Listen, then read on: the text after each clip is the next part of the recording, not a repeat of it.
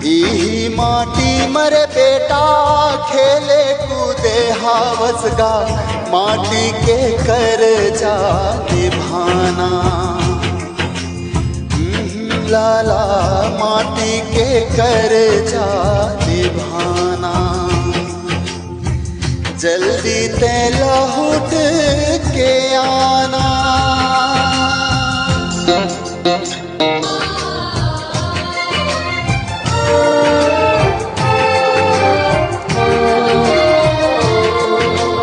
ये भुइया के लालन बेटा तै तो सिद्धवा लाल रे। इहे कर्म है इहे धर्म है इहे गंगा धाम रे।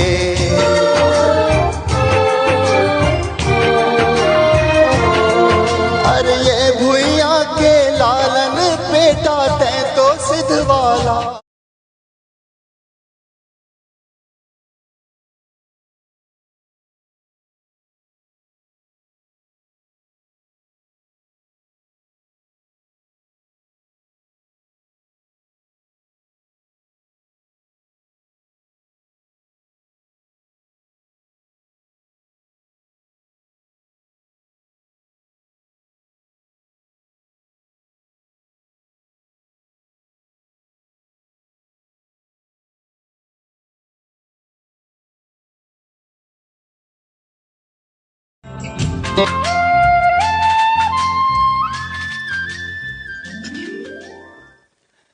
नमस्कार। कलाकारों की दुनिया स्टूडियो से मैं सावन कुमार सोनी आप सभी दर्शकों का हार्दिक स्वागत करता हूं, वंदन करता हूं, अभिनंदन करता हूं। आज शुक्रवार का दिन है। कलाकारों खैरागढ़ के रत्न का आज का कार्यक्रम हमारा होता है, साप्ताहिक कार्यक्रम, जिसकी कड़ी को आज 12वें कड़ी को आज लेकर मैं आपके समक्ष उपस्थित हुआ हूं। आज विशेष रूप से आज हमारे बीच अतिथि के बतौर श्री भागवत शरण सिंह जी उपस्थित हैं और साथ में आदरणीय श्री सूरज देवांगन जी उपस्थित हैं। आज दोनों ही सदस्य से आज हम भेंट करेंगे। देखिए, आज का खैरागढ़ के रत्न जो विशेष आज का हमारा कार्यक्रम है, मूल रूप से निर्मल त्रिवेणी महाअभियान जो संस्था है, उस पूरी संस्था को आज हमने खैरागढ़ के रत्न के रूप में चयनित किया है। यह कोई व्यक्ति विशेष का कार्यक्रम नहीं है। आज का कार्यक्रम पूरी एक संस्था को समर्पित है। निर्मल त्रिवेणी महाअभियान के सभी सदस्य आज स्टूडियो में उपस्थित हैं और अभी आपको कुछ देर में हमारे विशेष रूप से संस्थापक सदस्य आदरणीय श्री भागवत शरण सिंह जी से आपको भेंट मैं करवाऊंगा और साथ में श्री सूरज देवांगन जी साथ में मंच शेयर करेंगे। तो चलिए, मैं बहुत उत्साह के साथ, बहुत आदर के साथ मंच पर सादर आमंत्रित करता हूं श्री भागवत शरण सिंह जी को और साथ में आदरणीय श्री सूरज देवांगन जी को। सर पधारें।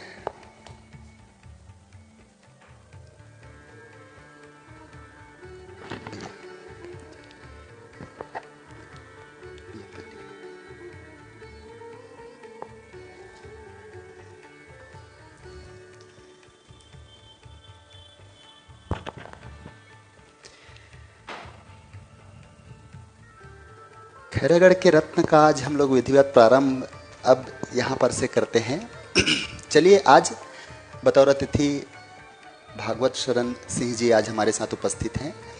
मुझे सर्वप्रथम हमारे अतिथियों का जीवन परिचय देना मेरे लिए बड़ा आवश्यक होता है। हमारे कार्यक्रम का जो रूपरेखा है उसमें सर्वप्रथम जीवन परिचय की कड़ी आती है।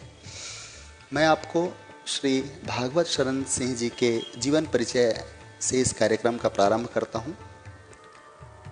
देखिए, तारीखें बहुत कुछ बयां करती हैं, इतिहास बहुत कुछ व्यक्त करता है अपने आप में। इतिहास के गर्त में, तारीखों के गर्त में बहुत कुछ समाहित होता है।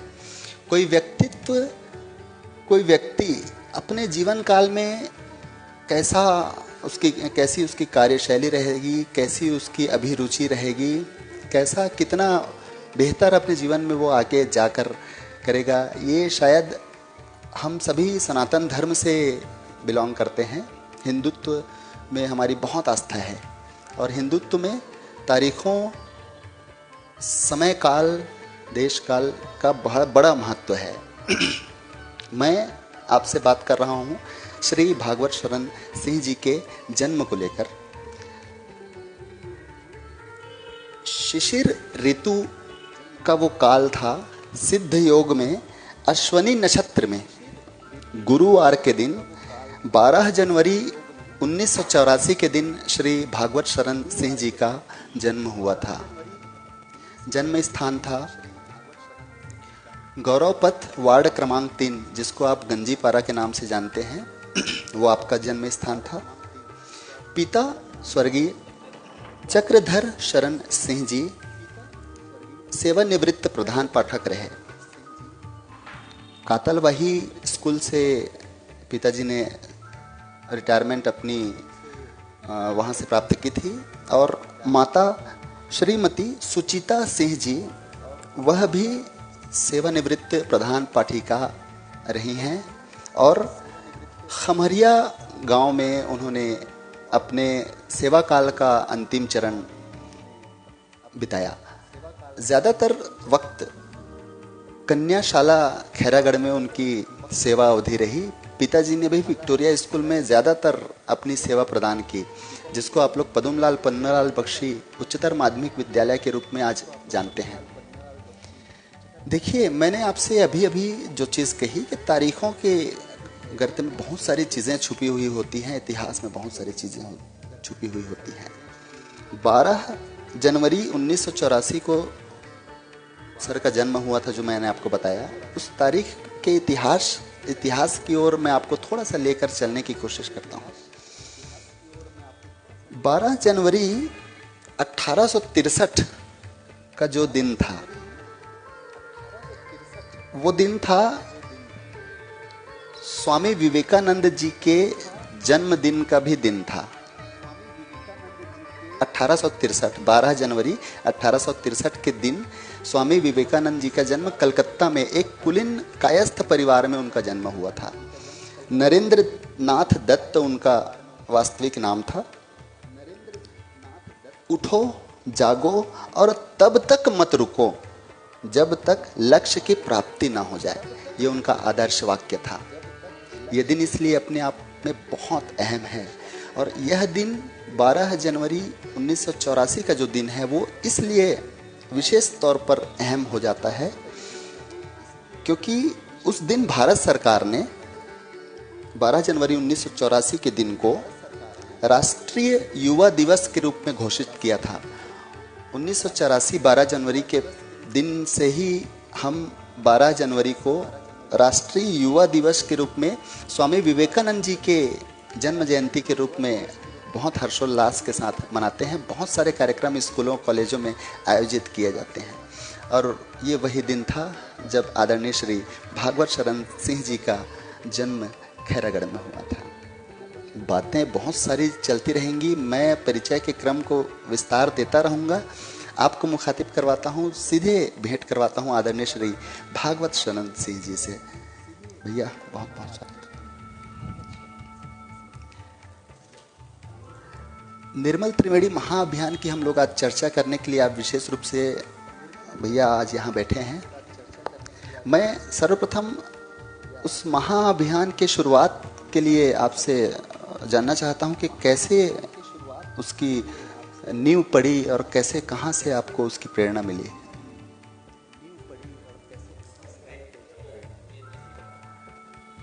करो।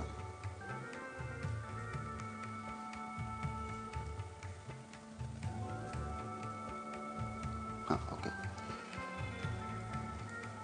सावन भाई, आपने जैसे अभी जी इतिहास के पन्नों को पलटा जी, तो किसी भी इस स्थान का जो मूल है जी उसको जानने के लिए इतिहास के और जो वर्तमान गतिविधि है जी, उसको जानने के लिए इतिहास के पन्नों को पलटना होता है। और मैं भी, यदि आपकी अनुमति हो तो, उन इतिहास के पन्नों को नहीं बिल्कुल पलटने जाता हूँ। जी। जिस तरह आप यदि रामायण काल को याद करें जी तो ये कथा सगर महाराज जो सगर थे उनसे जुड़ी हुई है। जी एक ऋषि के श्राप के बाद भगवान राम के पूर्वज जो महाराज सगर थे और भागीरथी जी के जो पूर्वज थे जी, उनके 60,000 पुत्रों की मृत्यु होती है जी, और उसके बाद महाराज सगर के बाद महाराज भगीरथ तक उन 60,000 पुत्र जो परमात्मा में विलीन ना हो करके, जैसे सनातन धर्म की आपने बात की, तो परमात्मा में विलीन ना हो करके कहीं भटकाव जैसी स्थिति में रहते हैं और उनके कल्याण के लिए मां गंगा को अवतरित करने वाली के लिए तप करते हैं भगवान महाराज भगीरथ जी, और मां गंगा अवतरित होती है जी। और भारत के सनातन काल में से ही नदियों के किनारे ही सभ्यताएं विकसित होती हैं जी, चाहे वो सिंधु नदी के किनारे की सभ्यता हो, सिंधु घाटी की, या मां गंगा के किनारे की पूरी सभ्यता हो, या हम जिस खैरागढ़ में रहते हैं जी, उसके पास से बहने वाली मां नर्मदा, अमरकंटक हमारे पास जी, है, जी, उसकी सभ्यता हो। तो खैरागढ़ भी कुछ ऐसा ही था। और नागवंशी जो शासन था, यदि हम लक्ष्मीनिधि कर्ण राय से इसको प्रारंभ करें, और उस लक्ष्मीनिधि कर्ण राय के शासन काल में जब वो पालकोट झारखंड से चले और गढ़मंडला मंडला जो आपका है नर्मदा जी के तट पर बसा है, वहां पे लक्ष्मीनिधि कर्ण राय पहुंचे। फिर खोलवा को उन्होंने अपनी राजधानी बनाई। खोलवा जी, आपका ये लोहारा के आसपास है जी। फिर बोदागढ़ राजधानी बनी, फिर पिपरिया राजधानी बनी। अच्छा। उसके बाद उनकी वंशावली में जो खड़ग राय थे जी, उनके नाम से ये आमनेर, पिपरिया और मुस्का, ये जो 3 पवित्र नदियां हैं जी, उन तीनों के बीच में एक नगर बसा जी, जिसको पहले खड़गड़ कहा गया, खड़गड़ जी, और फिर खैर के वृक्षों की अधिकता जी, और राजा खड़ग राय के नाम पर जी, किंवदंतियां दोनों हैं जी, हाँ जी, और दोनों को मिलाकर के खैरागढ़ की, वर्तमान खैरागढ़ की नींव पड़ी। तो जिस तरह आज हम प्रयागराज जाते हैं, जी, हाँ जी, और गंगा, यमुना और सरस्वती इन के 3 नदियों के संगम में हम डुबकी लगाने जाते हैं, जी हाँ, तो जब नदियों की गंदगी को देखा, बहुत मतलब काफी दिनों से ये विचार मन में रहता था कि सब तरफ स्टॉप डैम बन चुके थे जी, और नदियों के किनारों पर कचरों का ढेर और ये सब सारी चीजें थी जो अभी भी मुझको लगता है हम सफल नहीं हो पाए हैं। हाँ जी, जी, बहुत काम उसमें बाकी है। हाँ, बहुत सारा काम बाकी है जी। तो मन में ख्याल आया कि जिस माँ ने, आमनेर, पिपरिया और मुस्का रूपी माँ ने हम लोगों को स्थान दिया, उनके बीच में हम जितने भी लोग हैं, पूरे खैरागढ़ वासी जितने भी लोग हैं, वो विकसित हुए, अपना अपना स्थान पाया।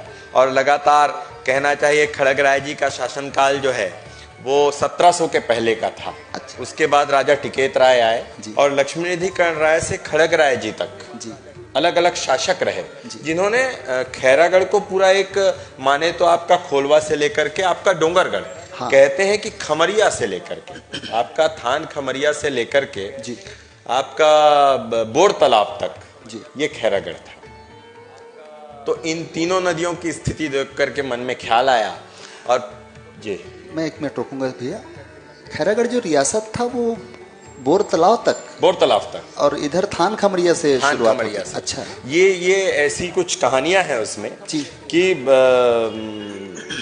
जब ये जो डोंगरगढ़ का हिस्सा था ये भोसले रियासत में आता था जी, और कवर्धा का जो हिस्सा थान खमरिया का था वो कवर्धा में आता था। पर कुछ ऐसी परिस्थितियां बनी कि डोंगरगढ़ का आधिपत्य, बोर तालाब तक का आधिपत्य और उसके बाद आपका थान खमरिया का आधिपत्य। इसलिए आप उस क्षेत्र में जाएंगे तो थान खमरिया में खैरागढ़ के एक राजा उमराव सिंह थे, उनके नाम पर उमराव नगर मिलेगा। आपने वीरेंद्र नगर सुना है तो वो राजा वीरेंद्र बहादुर के नाम से था। तो मतलब बहुत लंबा था और एक समृद्धशाली इतिहास था।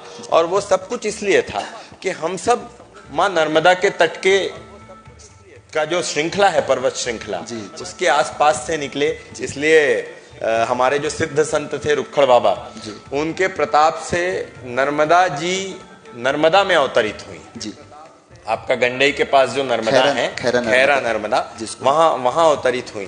तो मेरे मन में भी ये ख्याल था कि आमनेर, पिपरिया और मुस्का, जिसमें आमनेर जो है 90% हमारे शहरवासियों को शायद इस बात का भान ना हो कि आमनेर के पीछे का तथ्य है जी। तो आम का एक वृक्ष है जी, उसके जड़ से वो जल निकलता है, इसलिए वो आमनेर नदी कहलाई जी, जी, जी, जी। और पिपरिया की कहानी, मुस्का की कहानी और अलग अलग नदियों का मतलब एक समृद्धशाली व्यवस्था रियासत काल में, इतिहास में भी खैरागढ़ की रही। तो मन में ये ख्याल आया कि हमारी जो गंगा, यमुना और सरस्वती रूपी माँ है जी, जो आमनेर, पिपरिया और मुस्का है जी, वो ऐसी स्थिति में कैसी रह सकती है जी।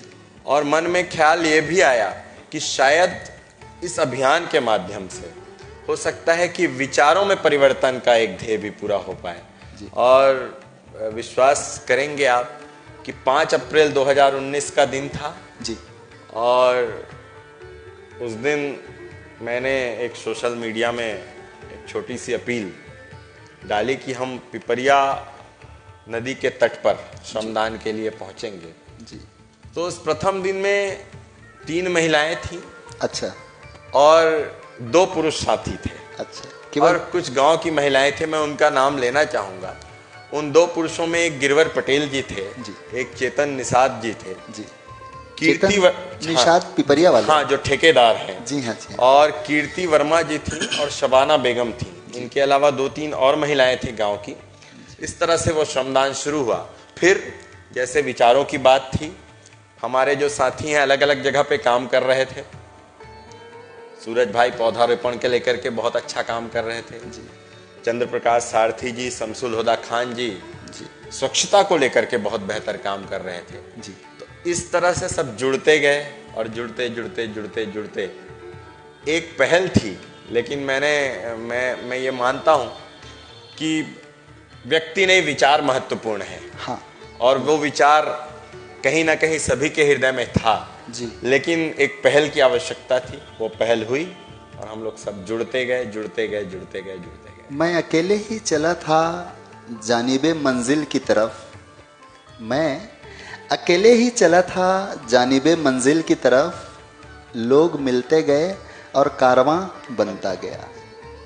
बहुत खूबसूरत ये लाइनें हैं और यह सार्थक होती है निर्मल त्रिवेणी महाअभियान के इस गठन के क्रम को, जो अभी आदरणीय श्री भागवत शरण सिंह जी ने विस्तार से जिसको बताने की कोशिश की। ये अभियान देखिए खैरागढ़ में विशेष रूप से मैं समझता हूँ अब तक का सबसे प्रभावशील महाअभियान के रूप में खैरागढ़ में आप इसे देखते हैं। बहुत सारे वृक्षारोपण, नदियों को पुनर्जीवित करने का कार्य, साफ सफाई से लेकर मुक्ति धाम की सफाई, बहुत सारी चीज़ें, स्कूलों की सफाई, बहुत सारे जगहों में वृक्षारोपण का बहुत वृहद कार्यक्रम चलता है। निर्मल त्रिवेणी महाअभियान के बैनर के तले वो चलता है, अनवरत चलता रहता है। बीच में शायद भैया वॉल पेंटिंग का भी, सौंदर्यीकरण का भी कार्य आप लोगों ने बहुत प्रभावशील तरीके से उसको किया था। बिल्कुल, पूरा खैरागढ़ नगर उस समय ऐसा लग रहा था कि बिल्कुल दुल्हन की तरह आप लोगों ने सजा दिया था। बिल्कुल। धीरे धीरे जैसे बढ़ते गए तो हमने उस पूरे अभियान को एक सेगमेंट में बांटा। सेगमेंट में ऐसे बांटा कि मई से लेकर के अप्रैल से लेकर के मई, जब तक बारिश नहीं होती है जी, जी, जी। इस दौरान हम नदियों की सफाई करेंगे। उसके बाद बारिश का जो दौर था उसको हमने पौधारोपण के लिए समर्पित किया जी।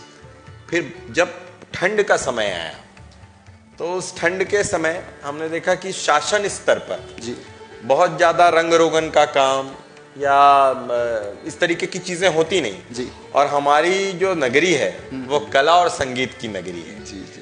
तो जितने कला और संगीत के छात्र थे जो हमसे जुड़े हुए थे जी, वो लोग जुड़ते गए और उसमें कुछ लोगों ने मुख्य भूमिका निभाई जी। जो विश्वविद्यालय के कलाकार भी थे, यहाँ पे व्याख्याता भी हैं, आप आदरणीय किशोर शर्मा जी को जानते हैं। हाँ जी। उत्तम दसरिया जी को जानते हैं जी। एक हमारे बहुत अच्छे कलाकार हैं रवि पैकरा जी, उसके बाद मनीष ताम्रकार जी। इस तरह से बहुत लंबी सूची है और मुझको लगता है, क्षमा भी चाहूंगा, बहुत लोगों का नाम रिमाइंडर में, ऐसे लोग बहुत थे और वो आते गए। फिर रंगों के कलेक्शन की बात हुई, सावन भाई उसकी बात नहीं है, पर याद करता हूं तो बड़ा गर्व सा महसूस होता है जी।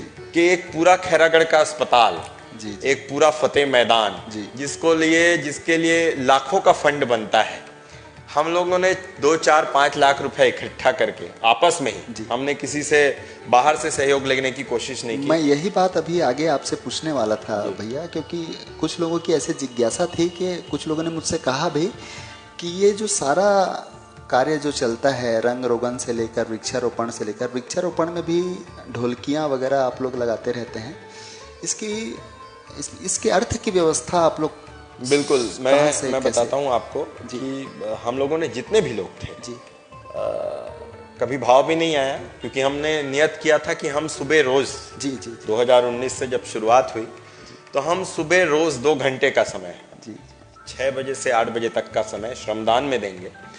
तो श्रमदान के साथ हम सारे लोगों ने जिसकी जैसी व्यवस्था बनी, जो कुछ जैसे कलेक्ट कर सकता था, आपस में कलेक्शन कर करके फिर धीरे धीरे जैसे बढ़ते गए, तो बहुत सारे खैरागढ़ नगर के ऐसे लोग भी रहे जिन्होंने खुद से आकर के अपनी इच्छा जाहिर की कि मैं ये करना चाहता हूं। यदि आप लालपुर मुक्तिधाम जाएंगे तो जितनी चीजों की, कुर्सियों की और जो भी व्यवस्थाएं रही, तो वो व्यवस्थाएं भी अलग अलग लोगों ने स्वयं से प्रेरित होकर के कि मैं अपने पूर्वज की स्मृति में ये करना चाहता हूं। तो इस तरह से धीरे धीरे बढ़ते गए और अभी भी मैं आपको इस बात को साझा करना चाहूंगा कि हम पर कर्ज है अभी जी, कुछ उस समय का कुछ पैसा हमें देना है जी।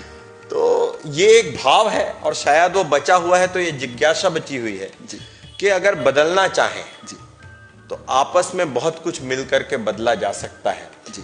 सरकार का जो तंत्र होता है, असल में होता यह है कि हमको लगता है कि स्वच्छता का अभियान अगर चलाएगी तो सरकारें चलाएंगी, नदियों की निर्मलता का अभियान चलाएंगी तो सरकारें चलाएंगी, क्योंकि हमने उनको चुन दिया है।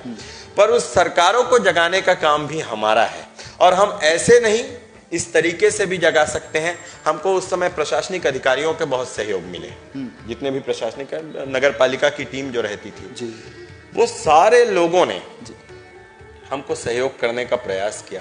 जो स्वच्छता की दीदियां हैं, जो सफाई के गैंग हैं, हमने 2 अक्टूबर को एक छोटा सा आयोजन किया कि हमने उनके चरण वंदन का कार्यक्रम किया। स्वच्छता दीदियों, स्वच्छता दीदी और जो सफाई कर्मी आपके जो स्वीपर्स हैं उनका जी। और सांस्कृतिक भवन था जी। और हमारे सारे साथियों ने, जितने भी इस अभियान से जुड़े हुए साथी थे, वो सभी साथी बैठे और आप यकीन नहीं करेंगे, मन की बात बताता हूं कि जब हम बैठे और जब हमने उनका चरण धोना शुरू किया तो ऐसा लगा कि जैसे हमारा सारा अभिमान जो है वो इस चरण को धोते हुए धुलता जा रहा है। और वो एक दिन था और उसके बाद अभियान बहुत तेज गति से चला, बहुत लोग जुड़े।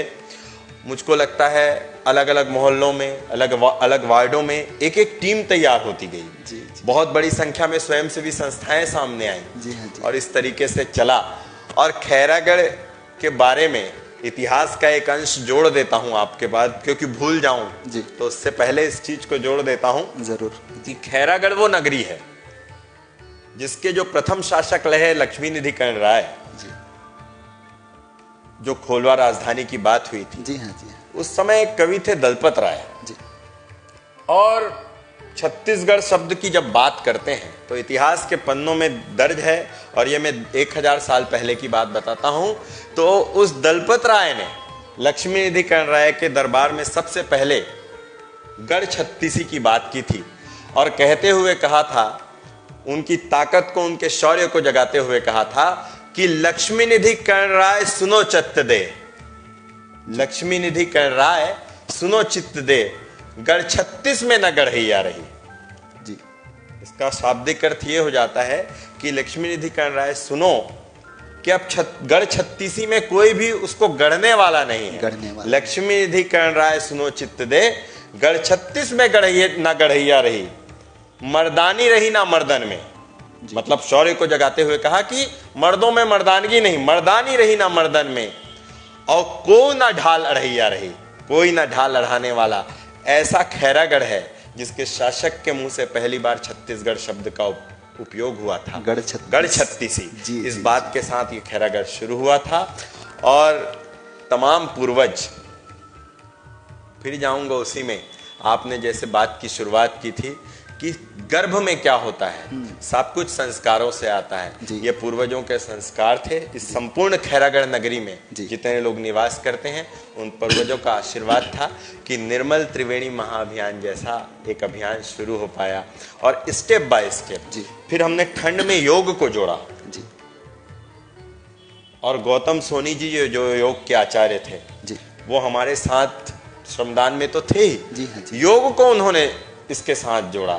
और धीरे धीरे कला और इस तरीके से अलग अलग चीजें जुड़ती चली गई। वो यूनिवर्सिटी में शायद संचालित होता है योग का जो कार्यक्रम। हाँ, अभी तो बहुत सफल कार्यक्रम। बिल्कुल, अभी विश्वविद्यालय में लगता है।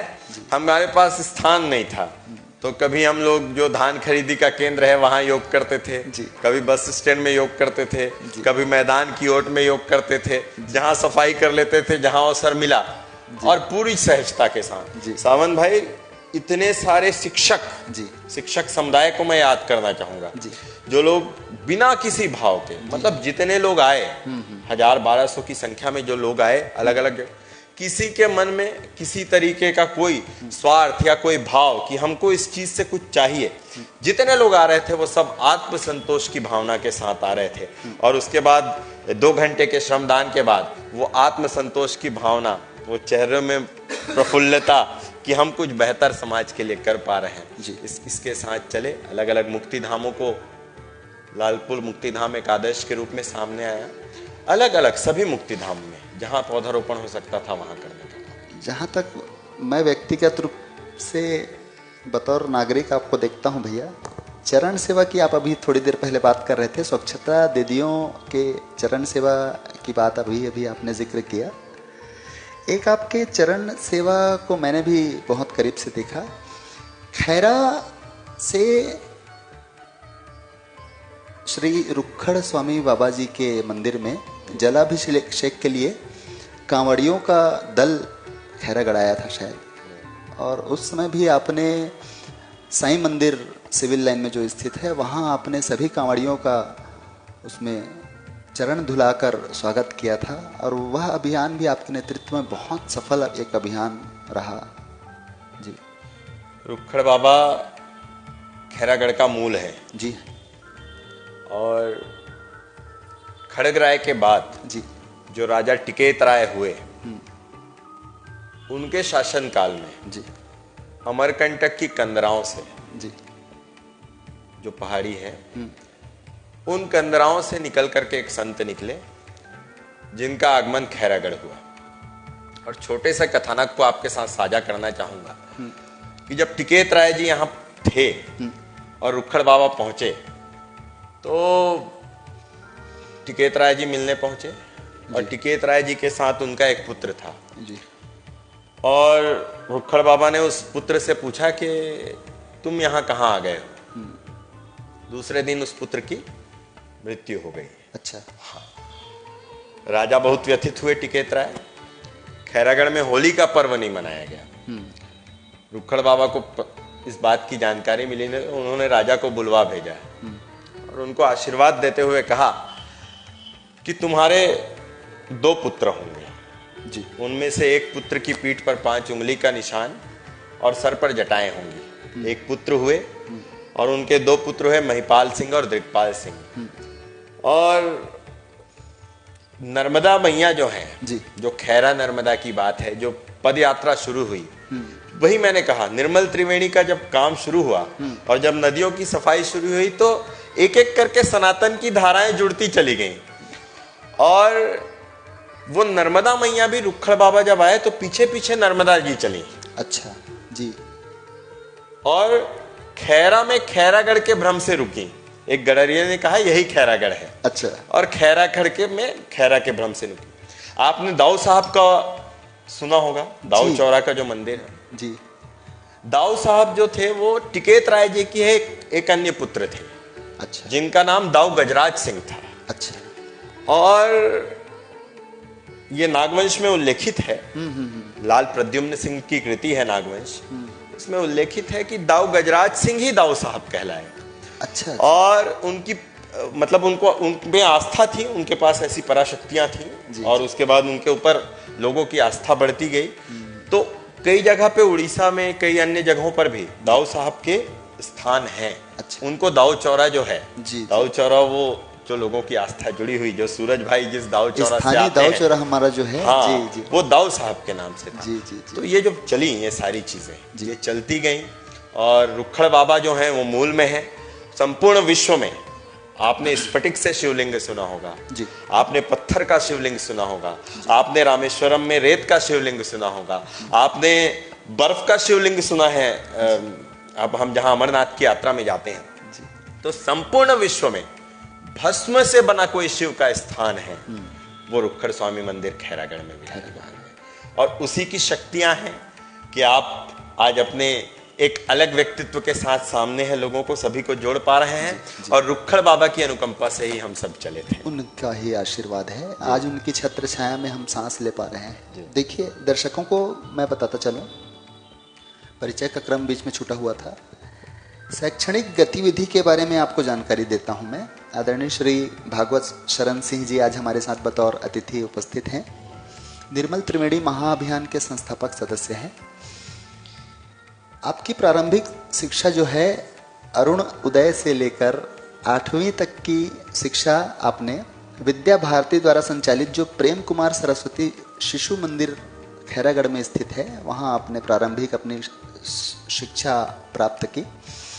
उसके बाद 9वीं से 12वीं तक की जो उच्चतर माध्यमिक की जो शिक्षा है वो आपने सरस्वती शिशु मंदिर उच्चतर माध्यमिक विद्यालय खैरागढ़ में स्थित है, वहां आपने अपनी उच्चतर माध्यमिक की जो शिक्षा है वो आपने प्राप्त की। उसके बाद प्रबंधन के विषय में आपने बीकॉम बैचलर ऑफ कॉमर्स की डिग्री बरकत उल्लाह विश्वविद्यालय भोपाल से आपने प्राप्त की। बैचलर ऑफ लेजिस्लेटिव लॉ जिसको हम लोग कहते हैं, बैचलर ऑफ लॉ भी आप कहते हैं, LLB की डिग्री आपने रविशंकर विश्वविद्यालय से प्राप्त की। ये आपका सारा शैक्षणिक विवरण मैंने आपको प्रदान किया। देखिए बात शैक्षणिक विवरण के बाद सेवा की बात जरूर आती है। निःशुल्क विधिक सलाहकार के रूप में खैरागढ़ में आपको जाना जाता है। विधि के क्षेत्र में कानूनी किसी भी सलाह की यदि आपको आवश्यकता है तो आप आदरणीय श्री भागवत शरण सिंह जी से बेझिझक भेंट कर सकते हैं, उनसे सलाह ले सकते हैं। यह उनकी जो सेवा है वो पूर्णतः निःशुल्क है। जब से LLB उन्होंने किया है तब से यह सेवा अनवरत जारी है। पत्रकारिता में विशेष रूप से ब्यूरो चीफ दैनिक भास्कर खैरागढ़ के रूप में आप आज कार्य कर रहे हैं और कृषि में विशेष रुचि है। कृषि भी आपका एक मूल व्यवसाय माना जाता है। पत्रकार महासंघ राजनांदगांव के उपाध्यक्ष हैं। संरक्षक जिला पत्रकार संघ KCG के रूप में आप आज दायित्व का निर्वहन कर रहे हैं और पूर्व अध्यक्ष पत्रकार संघ खैरागढ़ भी रहे। पत्रकारिता में विशेष आपकी पकड़ रही है शुरू से। लेखन में, पठन पाठन में विशेष आपकी अभिरुचि रही है। जैसा कि मैंने शुरुआत में ही आपको बताया था, विवेकानंद जी के जन्म दिवस 12 जनवरी के दिन ही आपका भी जन्म है। तो कहीं न कहीं ऐसा संयोग है भैया कि कहीं न कहीं वो पुट वहाँ से थोड़ा आंशिक रूप से, देखिए मैं कहीं पर भी विवेकानंद जी से तुलना नहीं कर रहा हूँ, लेकिन क्या होता है कि व्यक्तित्व का बड़ा प्रभाव पड़ता है। देश काल समय घड़ी नक्षत्र का बड़ा प्रभाव पड़ता है और वही प्रभाव हमें आदरणीय श्री भागवत शरण सिंह जी के जीवन में भी देखने को मिलता है। प्रशासनिक दायित्व के रूप में मैं आपको बताता चलूं, वर्तमान में सांसद प्रतिनिधि के रूप में बहुत बेहतर कार्य आप अपनी सेवा प्रदान कर रहे हैं। सदस्य दूरसंचार सलाहकार समिति छत्तीसगढ़ शासन में भी आप बतौर सदस्य अपनी सेवा दे रहे हैं, और एंटी रैगिंग कमेटी इंदिरा कला संगीत विश्वविद्यालय में आप बतौर सदस्य अपनी सेवा वहाँ भी प्रदान करते हैं। रेड क्रॉस सोसाइटी खैरागढ़ में जो स्थित है उसमें बतौर उपाध्यक्ष आप अपनी सेवा अनवरत दे रहे हैं। समाज इसके लिए बहुत आपका आभारी है। बहुत अच्छी, बहुत शानदार आप समाज की इस स्वरूप में सेवा कर रहे हैं। देखिए, मैं आपको एक चीज बताता चलूं, संगठनात्मक क्रियाकलापों के बारे में भी मुझे बताना बड़ा आवश्यक है। सरस्वती शिशु मंदिर में प्रारंभिक शिक्षा की जो मैंने आपको बात बताई थी, और तब से संघ में विशेष आपकी अभिरुचि रही। राष्ट्रीय स्वयंसेवक संघ के आप तब से आपकी अभिरुचि रही, और आप सदस्य भी उस समय से उसमें आपने सदस्य के रूप में सदस्यता ग्रहण की थी, और उपाध्यक्ष विश्व हिंदू परिषद राजनांदगांव के रूप में आप संगठनात्मक अपने दायित्व का निर्वहन कर रहे हैं। भाजपा भारतीय जनता पार्टी में भी बूथ प्रमुख और शक्ति केंद्र प्रभारी के जैसे बहुत सारे विविध दायित्वों का आपने निर्वहन बहुत भली भांति किया है। संगठन में बहुत अच्छी आपकी पकड़ रही है। विशेष रूप से भारतीय जनता पार्टी में, राजनीतिक पार्टी में आपकी विशेष अभिरुचि रही है। ये मैंने आपको संगठनात्मक दायित्वों के बारे में बताया। सामाजिक गतिविधियों में भी आपने बहुत अच्छे अपने दायित्वों का निर्वहन किया है। जैसे अभी थोड़ी देर पहले हमारी चर्चा हो रही थी, श्री रुक्खड़ स्वामी ट्रस्ट समिति जो खैरागढ़ में स्थित है, आप उस समिति के ट्रस्ट के उपाध्यक्ष के रूप में अपनी बहुत शानदार सेवा श्री रुक्खड़ स्वामी जी के चरण में दे रहे हैं।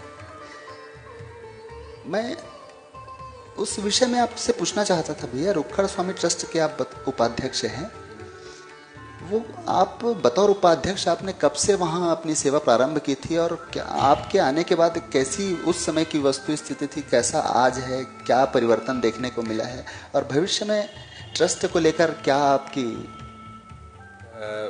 हमारा जो ट्रस्ट है जी, वो मुझको लगता है खैरागढ़ में 1952-53 का एकमात्र ट्रस्ट है जी, और 1952-53 में रुक्खड़ स्वामी ट्रस्ट का पंजीयन हुआ था जी। और तत्कालीन जो हमारे उस ट्रस्ट के सचिव थे आदरणीय स्वर्गीय दुजेन सिंह जी, और उस समय जो सदस्य थे और आज के वर्तमान के जो अध्यक्ष हैं राम कुमार सिंह जी, इन दोनों के, और मैं राम कुमार सिंह जी को ही इसका वो दूंगा कि उन्होंने बतौर सदस्य मुझको वहाँ पे जोड़ने का काम किया जी। और मेरे नाना स्वर्गीय बृजलाल सिंह जी वो भी उस ट्रस्ट में सदस्य रहे। अच्छा, तो सब कुछ फिर से इतिहास में जाता है और ऐसी प्रेरणा मिली और जुड़ गया मैं रुक्खड़ बाबा के पास जी। और उसके बाद उस समय जो परिस्थितियां थी विपरीत थी, मैं उसमें बहुत ज़्यादा जानना नहीं चाहता, लेकिन उसके बाद जो 10-12 वर्ष थे रुक्खड़ बाबा की प्रेरणा से जी, और ट्रस्ट के अध्यक्ष आदरणीय राम कुमार सिंह जी के अगुवाई में हम लोगों ने वर्तमान में जो हमारे पास जो भूमि है कृषि भूमि उसका प्रबंधन किया।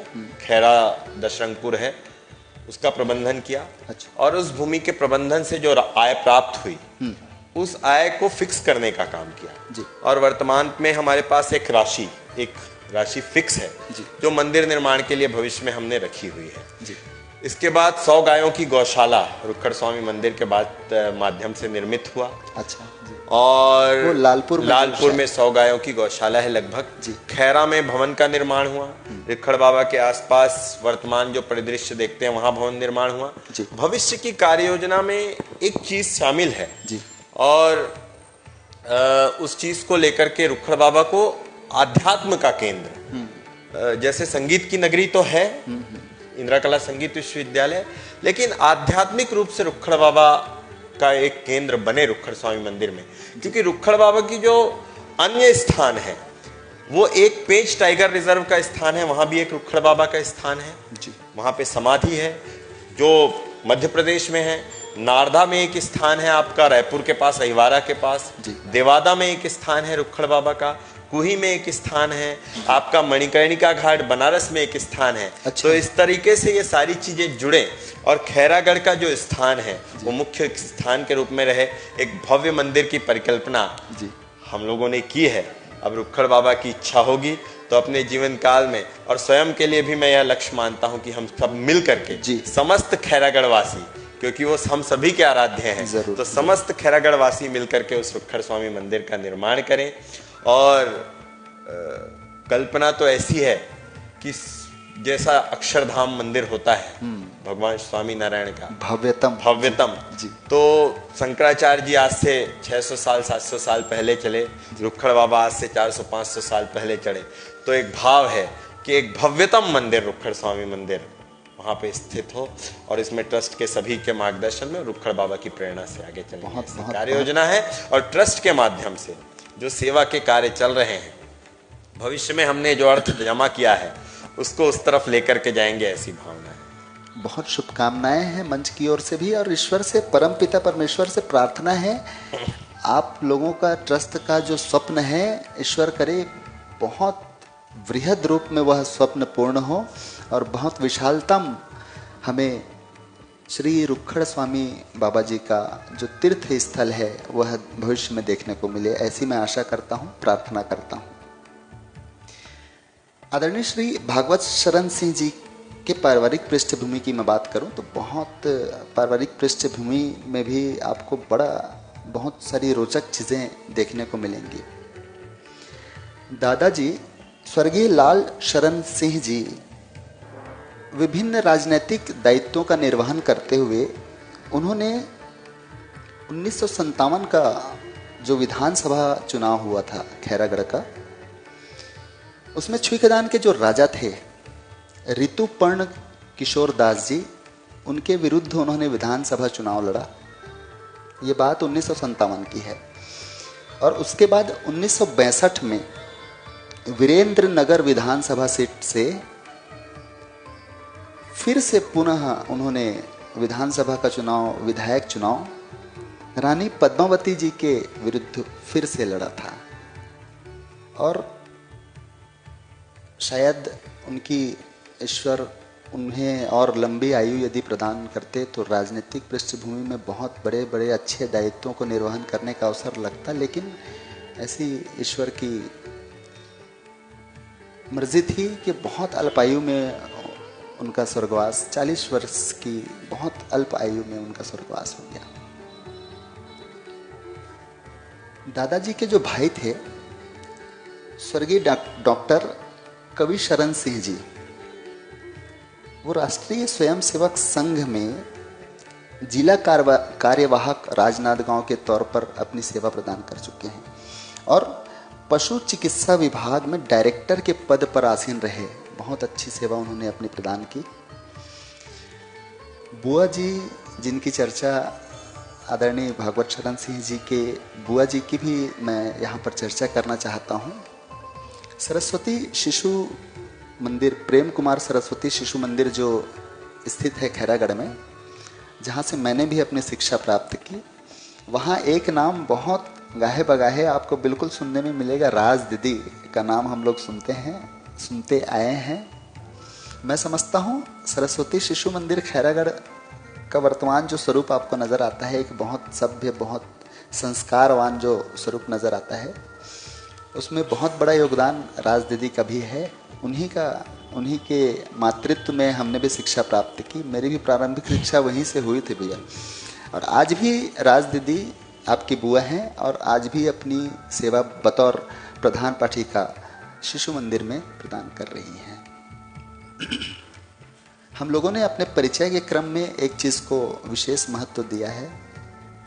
हम लोग अपने अतिथि के विवाह का भी परिचय मुहैया कराने की कोशिश करते हैं। तो कुछ जानकारियाँ मैं आज आदरणीय भागवत शरण सिंह जी के विवाह के संदर्भ में लेकर प्रस्तुत हुआ हूँ। 29 अप्रैल 2014 मंगलवार का दिन था। बसंत ऋतु का मौसम था। ऐतिहासिक पृष्ठभूमि की बात करूं तो 29 अप्रैल 1639 को लाल किला जो दिल्ली में आप देखते हैं उसकी भी नींव रखी गई थी। 29 अप्रैल 1848 को प्रसिद्ध जो चित्रकार थे राजा रवि वर्मा, उनका भी जन्म हुआ था। और 29 अप्रैल 1903 के दिन 1903 में, मैं आपको इतिहास की कुछ चीजें प्रसंग याद दिला रहा हूं। महात्मा गांधी जी ने दक्षिण अफ्रीका में जो अपनी लॉ की पढ़ाई कंप्लीट करने के बाद, पूरी करने के बाद, ट्रांसवाल हाई कोर्ट है, वहां अपनी जो विधिक सेवा है उसका प्रारंभ उसी दिन उन्होंने किया था। और 29 अप्रैल 2014 को आप परिणय सूत्र में बंधे। ये आपके उस तारीख की विशेष कुछ चीजें हैं जो मैंने संकलन करके लाने की कोशिश की। ससुर जी स्वर्गीय आदरणीय श्री सुचेंद्र सिंह जी सिंचाई विभाग में पदस्थ रहे। सास स्वर्गीय कविता सिंह जी गृहिणी रही। पत्नी के स्वरूप में स्वर्गीय सुचेंद्र सिंह जी और स्वर्गीय कविता सिंह जी की जो दूसरी संतान थी शेमांगी सिंह जी, उनको आपने बतौर पत्नी अपने जीवन में स्वीकार किया और परिणय सूत्र में उनके साथ आप बंधे। 3 बिटिया है, छोटी छोटी बिटिया हैं, प्रख्या, कृति और सृजी। बहुत छोटा सा बहुत खुशहाल परिवार है। प्रख्या की चर्चा इसलिए मैं विशेष रूप से करना चाहता हूं क्योंकि बड़े भाई जो थे आदरणीय श्री भगवत शरण सिंह जी के जो बड़े भाई थे स्वर्गीय प्राकृत शरण सिंह जी, उन्होंने बिटिया प्रख्या को बतौर पिता गोद लिया था। विशेष रूप से अपनी बिटिया स्वीकार किया था, विधिवत रूप से बिटिया स्वीकार किया था। आज यह बड़ा दुखद है, आज हम सबके बीच स्वर्गीय प्राकृत शरण सिंह जी नहीं है और तीनों बिटिया का बहुत शानदार तरीके से लालन पालन आदरणीय श्री भगवत शरण सिंह जी कर रहे हैं। मैंने पारिवारिक पृष्ठभूमि की जब बात मैंने प्रारंभ की तो मैंने दादाजी का परिचय आपको दिया था, स्वर्गीय लाल शरण सिंह जी का। देखिए, एक प्रसंग मैं आपसे साझा करूं। दादाजी का स्वर्गवास, आपके दादाजी का स्वर्गवास 14 जुलाई 1962 को शायद वो तारीख थी, तब दादाजी का स्वर्गवास हुआ था। उसके ठीक 10 दिन बाद, जैसी हमारी परंपरा है, दशगात्र जो होता है, 23 जुलाई 1962 के दिन डॉक्टर पद्मलाल पुन्नालाल बख्शी जी भी उस दशगात्र कार्यक्रम में उपस्थित थे और उन्होंने बतौर श्रद्धांजलि लेख अपनी एक छोटी सी लेख समर्पित की थी दादाजी के नाम। मैं उस लेख का कुछ अंश आप लोगों के लिए मैंने संकलन करके लाया है, उसका कुछ अंश मैं आपको पढ़कर सुनाता हूं। थे सरस्वती के वरद पुत्र, थे राजनीति पंडित विशेष, थे स्वाभिमान सिद्धांत वक्ता, आजीवन सहते रहे कलेश। संपत्ति शक्ति से झुके नहीं, मानी सत्ता से नहीं हार, जीवन भर तुम नित नेक रहे, परहित जीवन का किया दान, निर्भीक लौह नर उर्विशाल, हो गए आज मरकर महान। तुम्हें शत शत प्रणाम श्री लाल शरण गहरवार, श्री लाल शरण गहरवार। ये शब्द हैं स्वर्गीय डॉक्टर पद्मलाल पुन्नालाल बख्शी जी के। उन्होंने अपनी जो भावनाएं हैं इस छोटी सी कविता पाठ के रूप में व्यक्त की थी। आपको इस लेख का विस्तृत जो पूरा लेख है, आप कभी आदरणीय श्री भागवत शरण सिंह जी के ऑफिस में आप कभी आपका जाना हो तो वहाँ आपको फ्रेम में इस लेख का जो पूरा स्वरूप है वो आपको देखने को जरूर मिलेगा, जरूर देखिएगा। चलिए, तमाम चीज़ें और बीच बीच में मैं आपको रूबरू करवाता रहूँगा। आज के हमारे द्वितीय जो अतिथि, बहुत देर से शांत आप बैठे हुए हैं भैया, आदरणीय श्री सूरज देवांगन जी से मुखातिब होते हैं। भैया बहुत बहुत स्वागत है। जैसा कि परिचय का क्रम है, मैं आपको सूरज देवांगन जी के जीवन के बारे में थोड़ा सा रोशनी डालने की कोशिश करता हूँ। 7 दिसंबर 1976 के दिन आपका जन्म हुआ था। दाऊ चौरा खैरागढ़ में ही आपका जन्म स्थान था भैया। पिता स्वर्गीय श्री हरिराम देवांगन जी होटल व्यवसाय से जुड़े हुए थे और माता स्वर्गीय कुसुम देवांगन जी गृहिणी थी। इनके आंगन में बतौर पुत्र आपका जन्म हुआ था। प्रारंभिक जो शिक्षा थी सूरज देवांगन जी की, वो दाऊचौरा प्राथमिक शाला से आपने अपने शिक्षा काल की प्रारंभ की। 6वीं से 12वीं तक, उसके बाद आप प्राइमरी की शिक्षा दाऊचौरा में लेने के बाद 6वीं से 12वीं तक की जो शिक्षा होनी थी, उसके लिए आपने विक्टोरिया स्कूल पद्मलाल पुन्नालाल बख्शी उच्चतर माध्यमिक विद्यालय का रुख किया, जहां से आपने 12वीं तक की शिक्षा प्राप्त की। तदुपरांत स्नातक की डिग्री को लेने के लिए आपने रश्मि देवी कॉलेज को चयनित किया, जहां से आपकी बीए बैचलर ऑफ आर्ट्स की डिग्री वहां से आपने प्राप्त की। विधि में आपकी भी बड़ी अच्छी पकड़ है। लॉ में आपने राजनांदगांव लॉ कॉलेज से आप शिक्षा प्राप्त हैं भैया। बहुत शानदार आपकी शैक्षणिक यात्रा रही है। 2 भाई 1 बहन का छोटा सा परिवार है, जिसमें बड़े पुत्र के रूप में आपका जन्म हुआ था जी भैया। निर्मल त्रिवेदी महाअभियान में आपका दायित्व और शुरुआत से कैसा आपका, आप शुरू से उस अभियान से कब से जुड़े और कैसा आपका यह जो यात्रा है अभी तक का, वो कैसा रहा? सर्वप्रथम तो कलाकारों की दुनिया की पूरी टीम को जी, हमारे परिवार निर्मल त्रिवेदी महाअभियान की ओर से हार्दिक आभार, धन्यवाद कि आपने इस अभियान को मंच प्रदान किया जी। सर्वप्रथम मैं अभियान से 3 वर्ष पहले से ही जी पौधारोपण से जुड़ा हुआ था। वार्ड में मंदिर के आसपास, मुस्का नदी के किनारे, स्कूल परिसर में स्वयं सर्वप्रथम मैं अकेले ही पौधारोपण करने निकला। अच्छा। सवेरे 5 बजे उठना, पौधों में पानी डालना, खाद मिट्टी डालना जी। फिर मेरे साथ मेरा एक छोटा भाई है वार्ड में, किशन सारथी। अच्छा जी। भैया मैं भी आपके साथ कल से आऊँगा। ऐसे करके 2-4 लोगों की टीम बनी और लगभग हमने 3 सालों में 50 पौधे लगाए। अच्छा। और खुशी की बात है कि पूरे 50 के 50 पौधे आज पेड़ का रूप ले चुके हैं, वृक्ष का रूप ले चुके हैं। बिल्कुल जी जी। उसके इसी बीच 2019 में भाई भागवत ने निर्मल त्रिवेदी महाअभियान का गठन किया और अच्छा, मैं इनके साथ वृक्षारोपण का कार्यक्रम आप उसके पहले से मैं पहले से कर रहा था। जी जी जी। तो प्रारंभिक चरण से मैं जुड़ा हुआ था जी जी। और हमेशा से इनका भाव मेरे लिए बड़ा भाई के प्रति रहा है।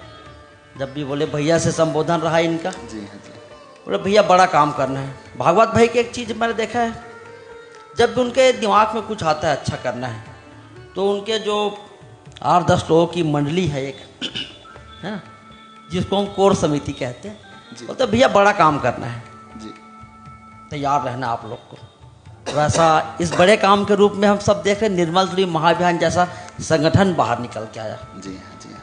पहले चरण में नदी की सफाई, जिस समय अपन चालू किए, विशाल का जलकुंभी कई किलोमीटर तक, लोग हंसना चालू कर दिए थे, अरे क्या भैया कैसे कर पाओगे आप लोग, नहीं हो पाएगा। एक एक दिन में हर रविवार को 250 से 300 के बीच जी आम जनता जी इस अभियान के साथ जुड़ी। अच्छा। लगभग 250 के करीब जी। नदी की सफाई के नदी की सफाई के लिए जी। और क्या खास और क्या आम जी। सभी वर्ग के लोग, हमने भी उसको देखा था भैया जी, है ना। ऐसा करते करते वो सफाई अभियान पूरा हुआ जी। तो अब क्या किया जाए, रंग रोशन किया जाए। बारिश का मौसम आया, बोले भैया 4 महीना रुक जाते हैं, बोले कुछ करने के लायक तो है नहीं अपने पास की नदी सफाई, नदी में बाढ़ आ गया, रंग रोशन भी हो गया, तो नहीं यार वृक्षारोपण किया जाए और इस दिशा में आगे बढ़े। सबसे पहले चिन्हांकित किया जाए कि जहाँ जहाँ या गौवंश है या आम जनता का आना जाना या आवाजाहा रहती है ना, जी वहाँ हमने पौधा लगाना चालू किया। जी। और जिसकी सफलता के रूप में हम देख सकते हैं कि नया बस स्टैंड परिसर में जितने पौधे लगे अभियान की ओर से लगे, अभी जो वर्तमान में नया जिला पंचायत परिसर बना है उस लाइन पे आप जाएंगे, वहाँ स्टेट बैंक परिसर के सामने, गुजराती भोजनालय के सामने, और बड़ा सुकून मिलता है कि जब अपन वहाँ आपके लोगों को अपने लगाए बैठे हुए देखते हैं छाँव में। जी जी जी जी, बड़ा सुकून मिलता है। अपने लगाए पौधों को जब आप देखते होंगे वृक्ष बनते हुए, बिल्कुल बिल्कुल, बड़ा आत्मीय। और एक चीज़ और आपके साथ साझा करना चाहूँगा, बहुत महत्वपूर्ण चीज़ है जी। कोरोना काल आया जी, बहुत विषम दौर था वो, जी है ना जी। उससे हमारा अभियान भी प्रभावित हुआ जी।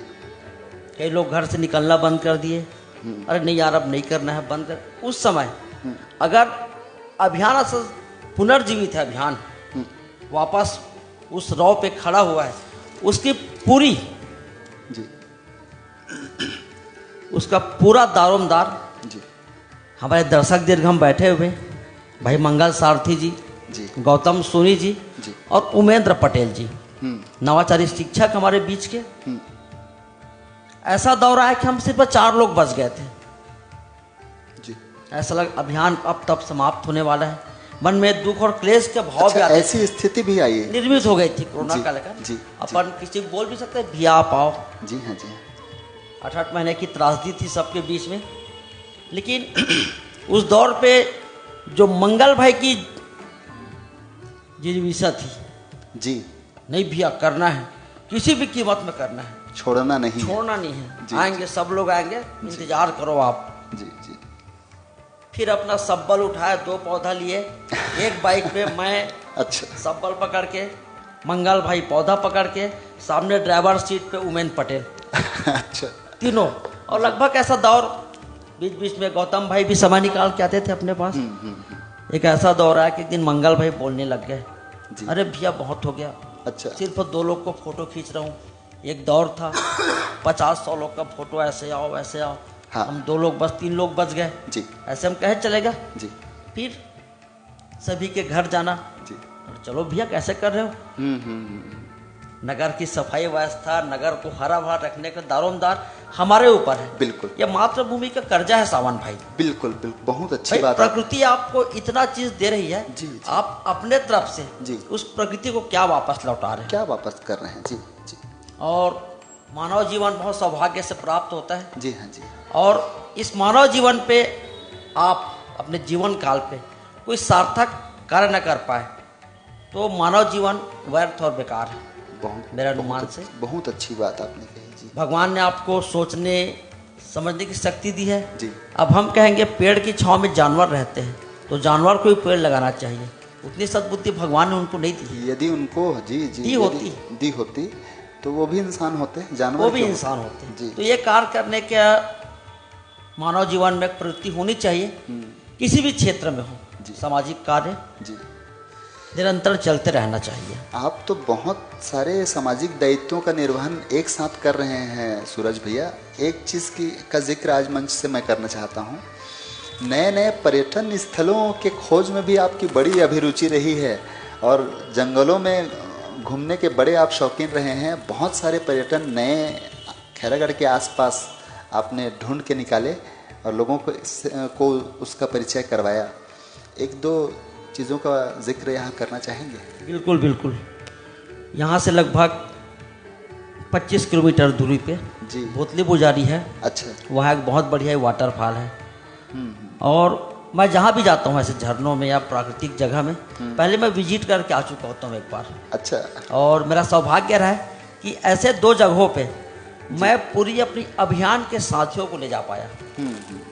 सर्वप्रथम हम लोग गए थे जिस नदी की सफाई के लिए हम लोग 3 साल से भिड़े हुए थे जी, आमनेर नदी जी, उसके उद्गम स्थल के मुहाने पे अपने पूरे साथियों को लेके गया और बहुत विधिवत तरीका से आमनेर नदी के उद्गम स्थल का पूजा पाठ और उसको फिर समाचार के माध्यम से भाई भागवत ने उसको जनमानस के बीच लाया। वो कहाँ पर स्थित है आमनेर नदी का जो उद्गम? यहाँ से अपन जाएंगे चंगुर्दा, अच्छा, वहाँ से गाड़ा घाट जंगल, अच्छा जी, गाड़ा घाट से लछना, और लछना से लगभग 2 किलोमीटर पैदल चलना पड़ेगा। अच्छा, और बहुत ही मनोरम जगह है वो। जी। कभी लगे ऐसा मौका जी तो आप लोग भी बिल्कुल बिल्कुल हम लोग जाएंगे भैया। वो आमनेर नदी का उद्गम स्थल है वो। उद्गम स्थल है। अच्छा जी जी। और बहुत ही खूबसूरत जगह है, आनंद आएगा। और दूसरी जगह अपन गए थे भोतली बुजारी, जी वहाँ वाटरफॉल है। जी। और शायद जो नदी जो वहाँ से निकली हुई है झरना, उसका नाम मैं भूल रहा हूँ, तो भागवत भाई उसका नाम भी बताए थे। शायद उसका संभवतः मूला नदी, हाँ। मूला है ना। और लगभग वो 2 किलोमीटर की खड़ी चढ़ाई के बाद आपको मिलेगा। अच्छा हाँ जी और इतना खूबसूरत दृश्य है वहाँ का नज़ारा। जी 12 महीना उसी रॉ पे पानी बहता रहता है वहाँ से। अच्छा 12 महीना जी जरा भी जल स्रोत नहीं सूखता। और उसी के 5 किलोमीटर आगे डूटागढ़ करके एक गांव है, जो खैरागढ़ विकास खंड का सबसे आखिरी छोर पे हो गांव। अच्छा जी वहाँ पे बहुत खूबसूरत वाटरफॉल है। हाँ जी और कई सैकड़ों साल पुरानी नदी से निकली हुई मूर्तियाँ, जिसे वहाँ ग्रामीण जन गढ़िया देव के नाम से जानते हैं, गढ़िया देव तो वहाँ पे स्थापित है। बहुत अलौकिक मूर्ति है। हम सभी ने वहाँ दर्शन किए।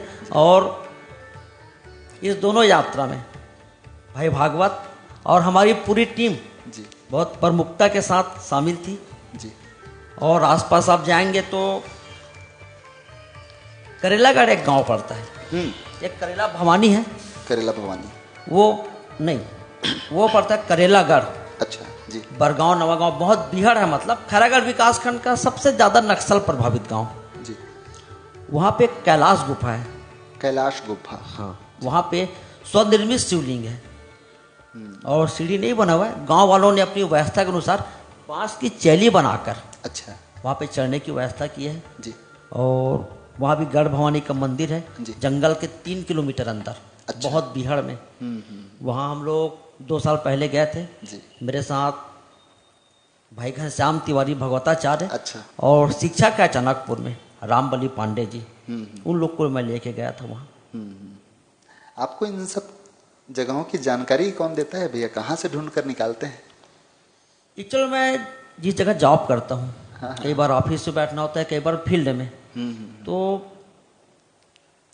पूछते रहता हूँ मैं लोगों से। अच्छा। ये सब जंगल है कि घूमे की जगह है का, हाँ झरना है का, ठीक। पहाड़ है का। ठीक। और मैं इसी घूमने के चक्कर में और बहुत बुरा फंसा था। जी मैं करेलागढ़ गया था, झरना ढूंढते ढूंढते जी ऊपर पहाड़ में चढ़ गया। मैं था, मेरा सुपुत्र था बड़ा वाला, और मेरे 3 दोस्त और थे ऑफिस स्टाफ के। बड़ा मज़ेदार घटना हुआ वहाँ। भोतली से जो चढ़ाई चालू किए झरना देखना करके, वहाँ भटक गया रास्ता। और कोई किसी को बताऊंगा ना कि बाइक लेके करेलागढ़ से भोतली बुजारी उतरा हूँ, तो लोगों को सहसा यकीन नहीं होता कि इतने दुर्गम स्थान से आप बाइक लेके इस पार से। मैं गया था गातापार जंगल की ओर से, जी वापस आया भोतली बुजारी की ओर से। अच्छा इधर भी यहाँ से लगभग आप जाएंगे 12 किलोमीटर विक्रमपुर, पालीकाल पाटा बोलते हैं, वहाँ पर एक घास कुआं करके बहुत खूबसूरत झरना है। धांस कुआं बोलते जी हैं उसको। जी और आगे निकल गया अपन गातापार जंगल। जो थाना भवन है उसके पीछे एक मरकामिन करके झरना है, गांव वाले उसको मरकामिन बोलते हैं। अच्छा बहुत ऊपर से पहाड़ से वो कलकल कलकल करते हैं अपने नीचे, बहुत खूबसूरती से। जी। बहुत खूबसूरत स्थान है। उसके आगे जाएंगे तो घाघरा घाटी में एक बहुत राइट साइड में झरना पड़ता है। जी मतलब अपन 40 किलोमीटर के अंदर पे अपन घूमे जी तो आपको बाहर जाने की जरूरत नहीं, पिकनिक जरूरत मनाने नहीं की। है, इतने दार्शनिक स्थल हैं। इतने दार्शनिक स्थल हैं। जी जी जी प्रशासनिक रूप से इन सारे स्थलों को चयनित करके उनके विकास कार्यों को गति प्रदान करने की आवश्यकता है। और दर्शक जितने अभी देख रहे हैं, आदरणीय सूरज देवांगन जी बहुत सारी नई नई जगहों के बारे में आपको जानकारी दे रहे हैं, बाकायदा उसकी दिशा भी आपको बता रहे हैं, दूरी भी बता रहे हैं। एक भी जगह आप ना छोड़िएगा, ज़रूर बिल्कुल विजिट करिए, आप ज़रूर जाइएगा। हमारे खैरागढ़ के अंचल में बहुत सारी ऐसी जगहें हैं जिनकी खोज सूरज देवांगन जी ने हाल ही में की है, और बिल्कुल उन जगहों का दर्शन आपको करना चाहिए, देखना चाहिए। बाबा दाऊ साहब शीतला मंदिर जो समिति है उसमें भी बतौर सदस्य आप? जी मैं संयोजक हूँ मंदिर समिति का। संयोजक हैं वहाँ पे? जी क्षमा करिएगा जी। आज से 5 से 7 साल पहले जी। दाऊ चौरा का जो परिदृश्य था वो बदला हुआ रहता था। जी। वर्तमान में शीतला मंदिर स्थापित हुआ, वहाँ एक मास्टर जी थे रविंद्र सिंह राठौर जी। उन्होंने पूरे मंदिर का निर्माण अपनी स्वर्गीय माता गैंदी सिंह राठौर की स्मृति में कराया था। अच्छा, शीतला मंदिर जो वहाँ निर्मित है जी जी उन्होंने करवाया, अपनी माता जी की स्मृति में करवाया था जी। और वहाँ पे वार्ड वासियों द्वारा बढ़िया संचालन किया जाता है, जिसमें मैं संयोजक के रूप में हूँ और आदरणीय बड़े भैया राकेश चंदवानी जी और अशोक साहा जी संरक्षक है उस मंदिर समिति के। और दोनों नवरात्र में बहुत भव्यतम तरीके से आयोजन होता है। वहाँ माता रानी का जुड़वास का भी आयोजन होता है जी। समय जुड़वास बोलते हैं, शीतला जुड़वास। अच्छा, जुलाई के माह में होता है। वो छत्तीसगढ़ी भाषा में बोले जाए तो मैया जी के जो कि सब लोग शीतल रख दे, ये उसका आह्वान करने के लिए कि सब तरफ शीतल शीतल हो, किसी के ऊपर दुख विपत्ति बाधा ना आए, इसलिए उसका एक विशेष पर्व होता है जी। जिसको पूरे वार्डवासी बहुत ही तन मन धन लगा के मनाते हैं अपना। और दाऊ साहब बाबा पूरे वार्डवासियों की कोई भी त्योहार हो जी, दीपावली हो जी। तो प्रत्येक घर से जी। प्रथम दीपक दाऊ साहब बाबा की डेहरी पे रखते हैं। अच्छा, प्रथम दीपक प्रत्येक घर से परंपरा रही है शुरू से। मैं स्वयं 50 साल खो गया हूँ। जी हाँ, जी हाँ। तो 50 साल में 45 साल से मैं स्वयं देख रहा हूँ। अच्छा जी। अच्छा, बुजुर्ग बताते हैं कि जो दाऊ साहब बाबा है जी वो जी। सफेद घोड़ा पे भ्रमण करते थे। अच्छा, हाँ, और एक हमारे बाबा जी थे, मंगल भाई के रिलेटिव है, लतेल बाबा के नाम से जानते थे, जो पुराना गार्डन पे बागवानी का काम करते थे। अच्छा, उन्होंने उनको साक्षात देखा हुआ है। अच्छा। दाऊ साहब बाबा को भ्रमण करते, वो एकमात्र व्यक्ति थे जीवित अवस्था जिन्होंने में थे उनको वो। अभी तो उनका स्वर्गवास हो गया, उनके दर्शन पाए थे। उनके दर्शन हो पाए, वो बताते थे वृत्तांत उसका। जी जी जी जी। और वो स्वयं बहुत बड़े भक्त थे दाऊ साहब बाबा के। वही से भभूत उठा के दे देते थे। किसी दुख तकलीफ आ गया, बच्चा बीमार है, नजर लग गया, वो ठीक हो जाता था। और वार्ड में किसी भी घर शादी हो, विवाह हो, पहली हल्दी दाऊ साहब बाबा को, प्रथम निमंत्रण कार्ड दाऊ साहब बाबा को। अच्छा, हाँ जी। बारात भी निकल रहा है तो दूल्हा सबसे पहले दाऊ साहब बाबा जाएगा नारियल चढ़ाने, भेंट करने, उसकी अनुमति लेके वो निकलेगा। और मैं सौभाग्यशाली हूँ कि उस वार्ड में मैं जन्मा हूँ और ये सब चीज़ें मुझे देखने को मिलती हैं। जी। और पूरे वार्ड एक्लेस बहुत आराध्य है। शुक्रवार को दिन उसका वार होता है और ऐसा कहते हैं कि जो भी व्यक्ति वहाँ गया मन्नत के लिए जी। कभी उसकी झोली खाली नहीं आई। जी। अभी एक लास्ट टाइम देवराज बाबा चुनाव लड़े, अपना चुनाव करने के उद्घाटन के पहले वो दाऊ साहब बाबा गए। पूरे चुनाव उसके दौर में 4 बार गए। अभी उसकी बेटिया रही, चुनाव लड़ी, सब परिवार दाऊ साहब बाबा गई। अच्छा, शताक्षी भी वहाँ पर हाँ वहाँ पे गई और हाजिरी लगाई थी। जी। हाँ, दशहरा के दिन जी। राज फैमिली के बहुत से परिवार वहाँ नारियल भेंट करने जाते हैं। अच्छा। अभी भी जी जी विजयदशमी के दिन। जी।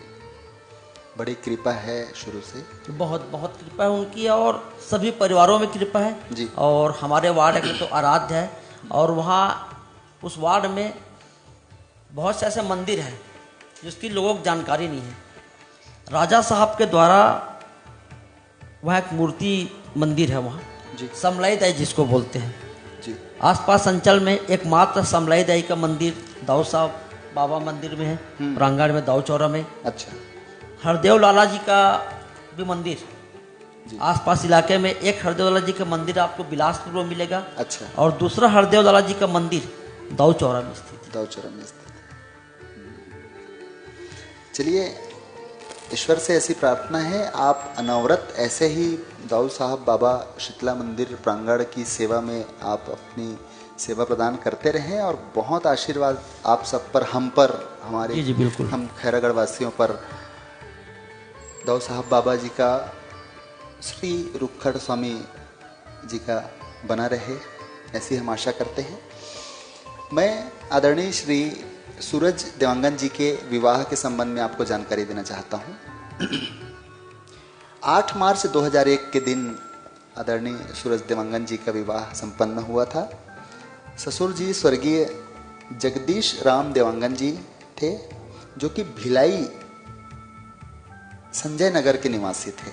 भिलाई आपका ससुराल बना था। और सास श्रीमती पुनिया देवांगन जी, जो कि गृहिणी थी।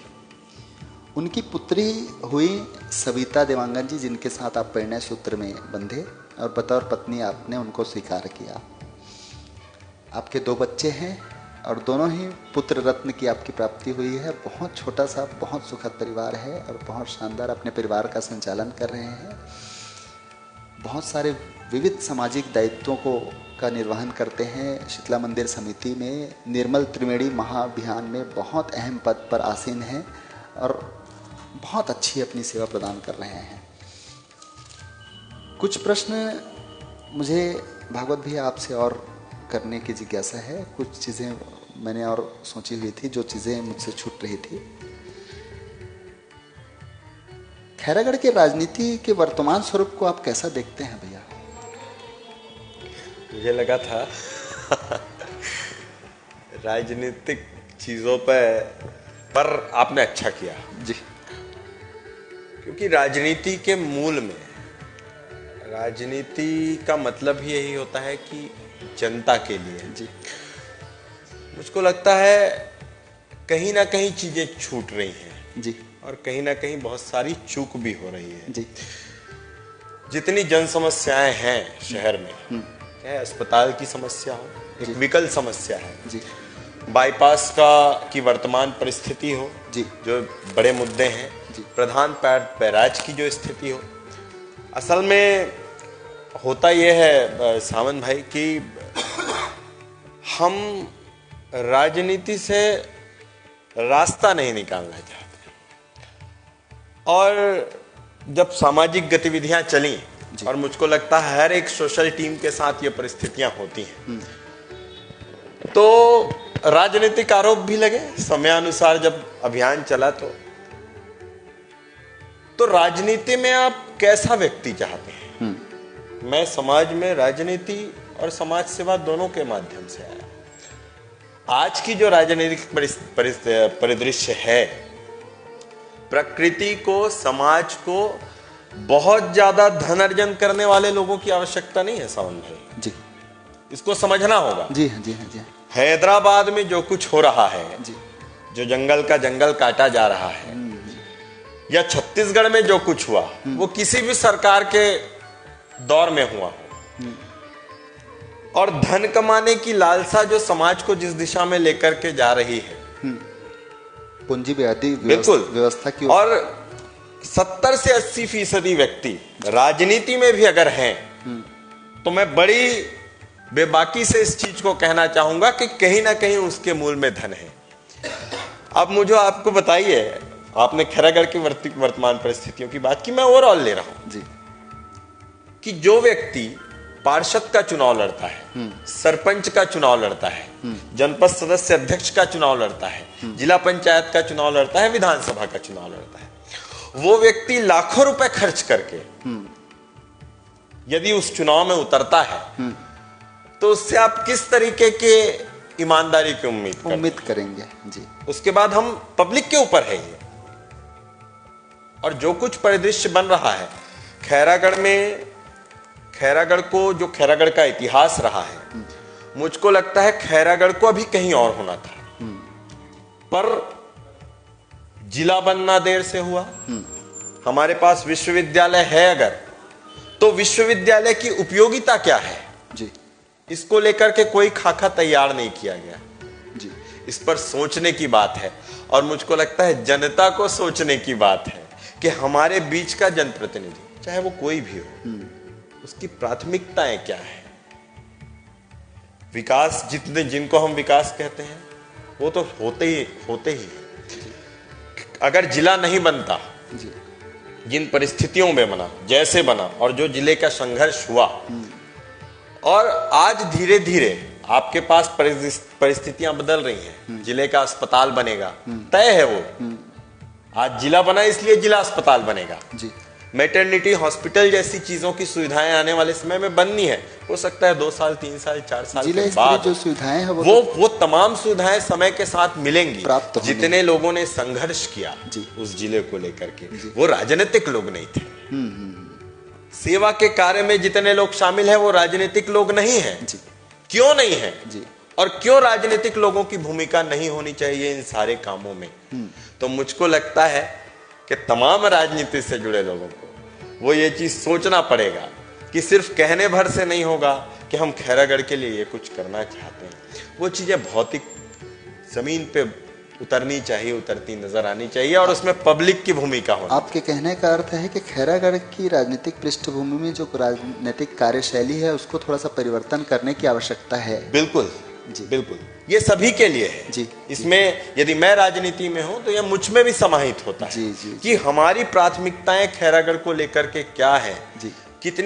कितनी मांगे हम खैरागढ़ को लेकर के प्रदेश स्तर पर पहुंचा सकते हैं, राज्य के देश के स्तर पर पहुंचा सकते हैं, क्योंकि हमारे पास एक ऐसा विश्वविद्यालय है जो एशिया का पहला इंडियन म्यूजिक एंड आर्ट का विश्वविद्यालय है। जी हाँ, जी है ना, मतलब शांति निकेतन के बराबर का विश्वविद्यालय हमारे पास है। और पहचान के रूप में वर्तमान परिस्थितियां क्या है या वहां से निकले छात्रों की स्थिति क्या है, वो क्या कुछ कर रहे हैं, इस बारे में सोचने वाला, इन बातों को रखने वाला, और मुझको लगता है जितने भी बड़े लोग राजनीतिक पद में हैं उन सबकी जिम्मेदारी है।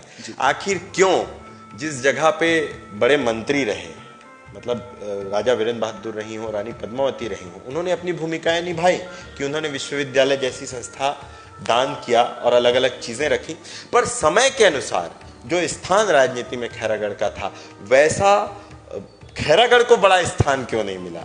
ये एक सोचनीय प्रश्न है और ये हर खैरागढ़ के व्यक्ति के मन में ये बात आनी चाहिए। सवाल उठाना, जनप्रतिनिधि, जनता का प्रतिनिधि, राजनीतिक, हमारे मन में एक भय और भ्रम की स्थिति रहती है। क्यों रहनी चाहिए? हमने जिनको चुना है उनसे सवाल पूछने का अधिकार हमारा है, चाहे वो सोशल मीडिया के माध्यम से और सार्वजनिक मंच के माध्यम से हो। हमें पूछना चाहिए, हमें जानना चाहिए, मिलकर के ही हम कुछ करेंगे, बदलाव।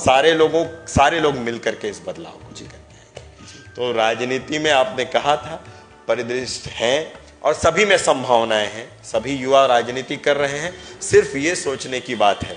मैंने कहा अत्यधिक धन कमाने वाले लोगों की आवश्यकता नहीं है, वरना आने वाले कुछ सालों में, 10-20 सालों में धन लोलुप तो होंगे, हमारे पास बैंक बैलेंस बढ़ता चला जाएगा, शायद प्रकृति वैसी ना रहे। जी हाँ, जी। ये नदियां खत्म हो जाएं, ये आसपास के जंगल खत्म हो जाएं, हमारे जो स्मारक हैं वो खत्म हो जाएं और हम आधुनिकता की दौड़ में, अंधी दौड़ में कहीं खोते चले जाएं। आपने कहा राजनीतिक परिवर्तन की आवश्यकता है, कार्यशैली में भी बदलाव की आवश्यकता है। निर्मल त्रिवेणी महाअभियान के संस्थापक सदस्य के रूप में आपको जाना जाता है, जो कि निर्मल त्रिवेणी महाअभियान एक पूरी तरह से युवाओं की टोली है और खैरागढ़ में युवाओं के आइडियल पर्सन के रूप में भी आपको देखा जाता है भैया। विशेष रूप से युवाओं का आप प्रतिनिधित्व करते हुए नजर आते हैं। तो क्या कभी भविष्य में, जैसे आपने अभी कहा कि राजनीतिक बदलाव की आवश्यकता है, कभी जन सामान्य से ऐसी आवाज आए कि आपको राजनीतिक प्रतिनिधित्व करने के लिए जन सामान्य से मांग उठे, तो क्या हम भागवत शरण सिंह जी को किसी विधिवत राजनीतिक दायित्व का निर्वहन करते हुए देख पाएंगे? मैं बहुत बड़ी कोई राजनीतिक महत्वाकांक्षा के साथ राजनीति में नहीं हूँ जी। संघ चूंकि ब्लड में था जी, और सेवा, आपने कहा दादाजी से विरासत में जो सेवा का कार्य मिला, उस भाव के साथ चल रहा हूँ जी। और एक बड़ा लक्ष्य मंदिर निर्माण, रुखड़ बाबा मंदिर निर्माण का है जी। मन में भावना है कि उस मंदिर का निर्माण हो जी। कुछ एक जीवन के लक्ष्यों में, एक शिक्षा में हो, सरगम जैसा एक अभियान शुरू किया था 2010 में कि इंदिरा कला संगीत विश्वविद्यालय के तमाम जो विषय हैं वो छत्तीसगढ़ के स्कूली शिक्षा पाठ्यक्रम में और केंद्र के स्कूली शिक्षा पाठ्यक्रम में जुड़े, ताकि यहाँ के बच्चों को रोजगार उपलब्ध हो। एक छोटा सा धर्म यात्रा प्रारंभ की थी, गणेश मंदिर जो है अष्टभुजी गोपालपुर का, प्रथम पूज्य श्री गणेश हैं, और उसके माध्यम से भोरमदेव मंदिर तक 41 पड़ावों में हम लोग गए सुंदरकांड और पाठ के साथ। उसमें यह था कि खैरागढ़ के पास रोजगार की एक बहुत बड़ी संभावना नहीं है, और पर्यटन एक जो है, पर्यटन और तीर्थाटन जी, इसको जोड़ दें तो तीर्थ और पर्यटन एक उद्देश्य है कि गोपालपुर के प्रथम पूज्य श्री गणेश से धर्म की यात्रा लोगों की शुरू हो और वो भोरम देव तक जाए और खैरागढ़ के जितने ऐतिहासिक मंदिर हैं, चाहे मां दंतेश्वरी का मंदिर हो, रुखड़ बाबा का मंदिर हो, दाऊ साहब का मंदिर हो, शीतला माता का मंदिर हो, मां महामाया का मंदिर हो, कोड़े गांव का मंदिर हो, शेरगढ़ का शिव मंदिर हो, उससे आगे बढ़ते हुए छुईगदान का जो मंदिर है, ऐतिहासिक मंदिर जिसमें बगरन पाट का मंदिर, काली जी का मंदिर और जगन्नाथ जी का मंदिर, उसके बाद गंडई में आपके जितने मंदिर हैं जिसमें देवर मंदिर है और आपका अन्य जो गंगई माता का मंदिर है, उसके बाद एक और ऐतिहासिक मंदिर है, वहां से फिर आप लोहारा जाएं और लोहारा से भोरम देव जाएं, फिर उधर आप मंडला की और जबलपुर की ओर बढ़ जाएं और भेड़ा घाट चले जाएं, इधर से निकले तो पेंच टाइगर रिजर्व जाएं और सूरज भाई ने आपने वैसे ही पूरा पर्यटन आपको बता दिया। तो ये 2-3 जो कामनाएं हैं ये मन में है।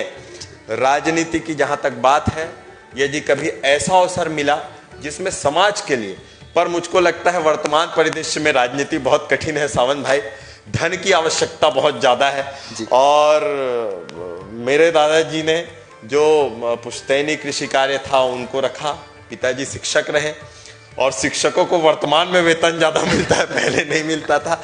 तो जो वर्तमान में मेरे पास है संसाधन, उन संसाधनों में मेरी क्षमताएं रहीं, यदि ऐसा कुछ रहा तो कुछ दायित्व मिला तो मैं बिल्कुल करूंगा, लेकिन मैं बहुत उसके लिए दिन भर ये नहीं सोचना चाहता कि मैं इस पद में, मैं काम को प्राथमिकता देना चाहता हूं।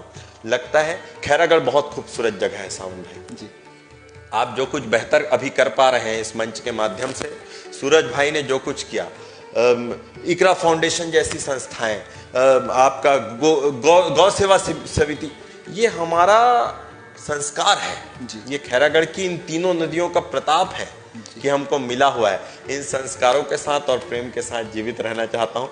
बहुत ज्यादा राजनीतिक चीजों पे हाँ दायित्व है। सांसद संतोष पांडे जी ने अपना इन्हीं कार्यों के बाद अपना प्रतिनिधि नियुक्त किया है, इनकी जो जवाबदारियां आई हैं उनको लेता हूं और जो काम यहाँ से समझ में आता है, चाहे पर्यटन को लेकर के हो, जो बातें मैंने कही, चाहे शिक्षा में, उसको रखने का प्रयास उन तक करता हूँ ताकि ये पहुंचे। बाकी ईश्वर की इच्छा और ईश्वर की मर्जी है। जो ईश्वर से ऐसी हम प्रार्थना करते हैं भैया कि सामाजिक रूप से, संगठनात्मक रूप से जो भी दायित्व आपके समक्ष रखे जाएं, आप उसमें भली भांति बेहतर करके निकलें, ऐसी हम आशा करते हैं। एक प्रश्न मैं इंदिरा कला संगीत विश्वविद्यालय के संदर्भ में करना चाहता हूँ। वह प्रश्न वस्तुतः 2-3 प्रश्नों का समावेश है उसमें। मैं पूछना ये चाहता हूँ भैया, वर्तमान में अभी कुलाधिपति महामहिम राज्यपाल जी के द्वारा डॉक्टर लवली शर्मा जी को कुलपति नियुक्त किया गया है। ये एक हाल की एक चीज़ें हैं और अभी कुछ दिनों पहले कुछ नकारात्मक चीज़ें भी देखने में आई थी, जिसकी चर्चा मैं नहीं समझता हूँ कि मंच से करना आवश्यक है। ये सारे परिदृश्य में इंदिरा कला को वर्तमान में आप कैसा उसका स्वरूप पाते हैं और कैसी उम्मीद भविष्य को लेकर आप करते हैं? देखिए, एक छोटी सी बस्ती है खैरागढ़ जी, और विश्वविद्यालय जो है लगभग आज 1956 का विश्वविद्यालय है जी। 60 साल से ऊपर हो रहे हैं, 50-60 साल के ऊपर हो रहे हैं। जो अभी जो परिस्थितियां बनी, पहले जो कलाकार थे विश्वविद्यालय के, चाहे प्रोफेसर डॉक्टर प्रकाश महाडिक हों जी, आप मुकुंद नारायण भाले जी हों जी, इसके पहले के जो एस के श्रीवास्तव जी हों, पेंटिंग चित्रकला विभाग में जो थे, उनका एक ग्रेस था जी। मतलब उनको लेकर के एक लोगों में एक जिज्ञासा रहती थी कि सरोद में आपने वो एक पश्चिम बंगाल के थे, वो थे। अभी वर्तमान में जो भारतीय कला और क्या है, इसको समझने में भूल हो जाती है जी। ये विश्वविद्यालय गिटार को समर्पित नहीं है, वो कला का एक रूप हो सकता है, ये वीणा को समर्पित था जी। भारतीय कला एवं संगीत के संरक्षण के लिए रानी पद्मावती और वीरेंद्र बहादुर सिंह जी ने इस विश्वविद्यालय को के लिए अपना भवन दान किया था। ये कमल विलास पैलेस था, जिस पैलेस की हम बात करते हैं ये राजा कमल नारायण सिंह के समय की का बना पैलेस है। उनके नाम पर निर्माण हुआ था, निवास स्थान था, उनका निवास स्थान था। उन्होंने अपना निवास दान किया। लेकिन जितने भी कुलपति रहे, हो सकता है उन्होंने अपने अपने स्तर पर प्रयास किया हो। पिछली कुलपति के कार्यकाल में आपने कहा तो ऑफ कैंपस सेंटर वाला जो विषय था, एक विषय वो गंभीर विषय था जी। उसमें आपने अभियान भी बिल्कुल, इसमें हमने विरोध दर्ज कराया जी। और उसका कारण ये था कि छोटे से छत्तीसगढ़ में आप इस विश्वविद्यालय का यदि कोई कैंपस, सब कैंपस खोलते हैं तो निश्चित तौर पर यहाँ आने वाले लोगों की संख्या में कमी आती है और किसी भी जगह का रोजगार से भी जुड़ा हुआ है। ये क्यों नहीं, हमारा विश्वविद्यालय है और हम इसलिए, हमारा कहने का मतलब संपूर्ण खैरागढ़ की बात कर रहा हूं। बिल्कुल जी। ये हमारा गौरव है जी। तो मुझको लगता है अभी जो कुलपति आ रही हैं प्रोफेसर डॉक्टर लवली शर्मा, वो एक कलाकार हैं और संगीत की कलाकार हैं। उनका एक नाम है, मानसिंह विश्वविद्यालय में कुलपति रही हैं, तो उम्मीद कर सकते हैं कि कुछ बेहतर होगा। और जो वर्तमान के कलाकार हैं, और देखिए ये जो कल्चर है ना, संस्कार जी, भारतीय कला के संस्कारों के साथ खैरागढ़ को रहना पड़ेगा जी। हम जो कल्चर में दौर में विश्वविद्यालय के बहुत सारे छात्रों में भटकाव देखता हूँ, उन सभी से इस मंच के माध्यम से निवेदन है कि ये बात जाए और अपनी जो कला का मूल है उसको समझें। अन्यथा अनर्गल चीजें जो चल रही हैं समाज में, उससे दूर रहने की आवश्यकता है।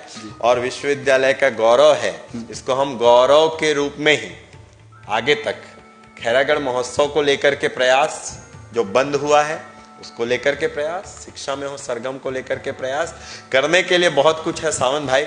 सब लोग मिलजुल करके इसका निर्माण करेंगे, ऐसी मेरी धारणा है। देखिए, परिवर्तन जो है वो एक सतत प्रक्रिया है। ये कोई एक पल, एक घंटे या एक दिन का कार्यक्रम नहीं होता है। परिवर्तन एक सतत प्रक्रिया है जिसकी एक बहुत लंबी प्रक्रिया होती है, तब जाकर कहीं कोई परिवर्तन हमें प्राप्त होता है। भैया ने जैसे अभी अभी कहा कि हम सबको साथ आना पड़ेगा, विश्वविद्यालय हमारा है, हमारी धरोहर है, हमें उसकी रक्षा के लिए सदैव तत्पर रहना पड़ेगा। बहुत सारी चीज़ें चर्चा, आज परिचर्चा आदरणीय भागवत शरण सिंह जी से आज आपने देखा, आपको सुनने को मिला। आदरणीय सूरज देवांगन जी भी हमारे साथ आज उपस्थित थे, उनके विषय में भी आपको मैंने विस्तार से जानकारी देने की कोशिश की। जाते जाते एक छोटा सा प्रश्न, आप अपने व्यक्तिगत जीवन में अपना मार्गदर्शक, अपना गुरु, अपना प्रेरणा स्रोत किसे मानते हैं भैया? मन से निकली बात कहता हूं जी कि हनुमान जी की जो प्रेरणा है और हनुमान जी ने जो कुछ अपने जीवन में संघर्ष प्रभु श्री राम के लिए किया जी, तो मार्गदर्शक तो हनुमान जी हैं। अच्छा। और बहुत उनसे आप कहें कि बहुत उनको लेकर के एक व्यक्तिगत भाव है। और गुरु महाराज हमारे जबलपुर में हैं, थे लहरी दादाजी। मेरे जो शिक्षक रहे इस कॉलेज में प्रोफेसर डीबी सिंह जी, धर्मेंद्र बहादुर सिंह और जितने भी गुरुजन हैं, सबका योगदान रहा। पर जो आध्यात्मिक चेतना है, ईश्वर से जो कुछ मिला, उसको ज्यादा महत्वपूर्ण। कल हनुमान जी की जयंती है और उसके एक दिन पहले आपने बुलाया है, तो मैं उसको संयोग ही मानता हूं कि हनुमान जी की प्रेरणा से ही आपने हम लोगों को यह मंच दिया। आपने अंतिम बात की थी, जाते जाते मैं भी एक साधुवाद देना चाहता हूं इस टीम से जुड़े हर एक व्यक्ति के लिए जी। देखिए, जिंदा है तो जिंदा नजर आना जरूरी है जी। और इस टीम में जुड़े, चाहे आपकी बात कहूं, सावंत सोनी जी की जी, चाहे प्रदीप अग्रवाल जी की बात कहूं, वो जब लिखते हैं जी, तो कुछ पल के लिए यदि मेरे लिए भी लिखेंगे तो खटास लगता है। पर इसको समझने की बात है कि वो मार्ग है जी, कि हम अगर सार्वजनिक जीवन में हैं, यदि कहीं कोई चूक कर रहे हैं, तो समाज में ऐसे लोगों के रहने की आवश्यकता है। आपकी टीम से जुड़ा शख्सियत अभिषेक अग्रवाल का है, सेवा की भावना से जुड़े हैं। किशोर सोनी जी को एक पत्रकार के रूप में, अपने बड़े भाई के रूप में मैं जानता हूं, मानता हूं।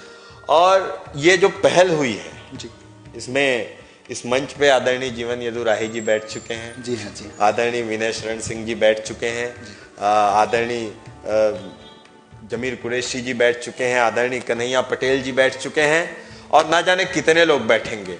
मैं और सूरज भाई बहुत सामान्य जन हैं। हमने अपने अंतर्मन से जो जागा वो कुछ करने का प्रयास किया। आपने सामान्य जन को इस जो विशेष मंच आपने बनाया है और रत्न कहा है, तो रत्न तो हम में से दोनों नहीं है। रत्न जितने लोग इस मंच में आए हैं वो आएंगे, और मुझको लगता है आपको अभी बहुत लंबा जाना है सावन भाई। ये जो कलाकारों की दुनिया का ये मंच है, मेरी भावना है, मेरी कामना है और मेरा विश्वास है कि आने वाले दिनों में बहुत सारे लोगों तक पहुंचेगा। खैरागढ़ का इतिहास पहुंचेगा, रुक्खड़ बाबा की प्रतिष्ठा पहुंचेगी, दाऊ साहब बाबा का जो नाम है, जो उनकी जो आवरण है, वो सब कुछ पहुंचेगा। इस पर आशीर्वाद इस मंच पर बना रहे सब तमाम देवी देवताओं का, और आपके मंच में सबको लेकर के आइए जो खैरागढ़ में हैं, जिन्होंने कुछ विशेष किया है, और जो खैरागढ़ के बाहर हैं, बहुत सारे ऐसे लोग हैं। तो मेरी शुभकामनाएं अपने अंतिम बात के साथ। मेरी टीम में जितने सदस्य थे, अभी मंच के सामने आदरणीय उमेन पटेल जी बैठे हैं, आदरणीय मंगल सारथी जी बैठे हुए हैं, आदरणीय मकसूद भाई बैठे हैं, उत्तम दसरिया जी चले गए, पत्रकार साथी प्रशांत सहारी जी बैठे हैं, अपने रजक भाई बैठे हुए हैं। तो जितने भी लोग हैं, निर्मल त्रिवेणी महाअभियान का एक विचार बस निकला था मन से। विचार महत्वपूर्ण है, व्यक्ति बिल्कुल महत्वपूर्ण नहीं है। जितने लोग उस विचार को जी रहे हैं वो सब संस्थापक हैं।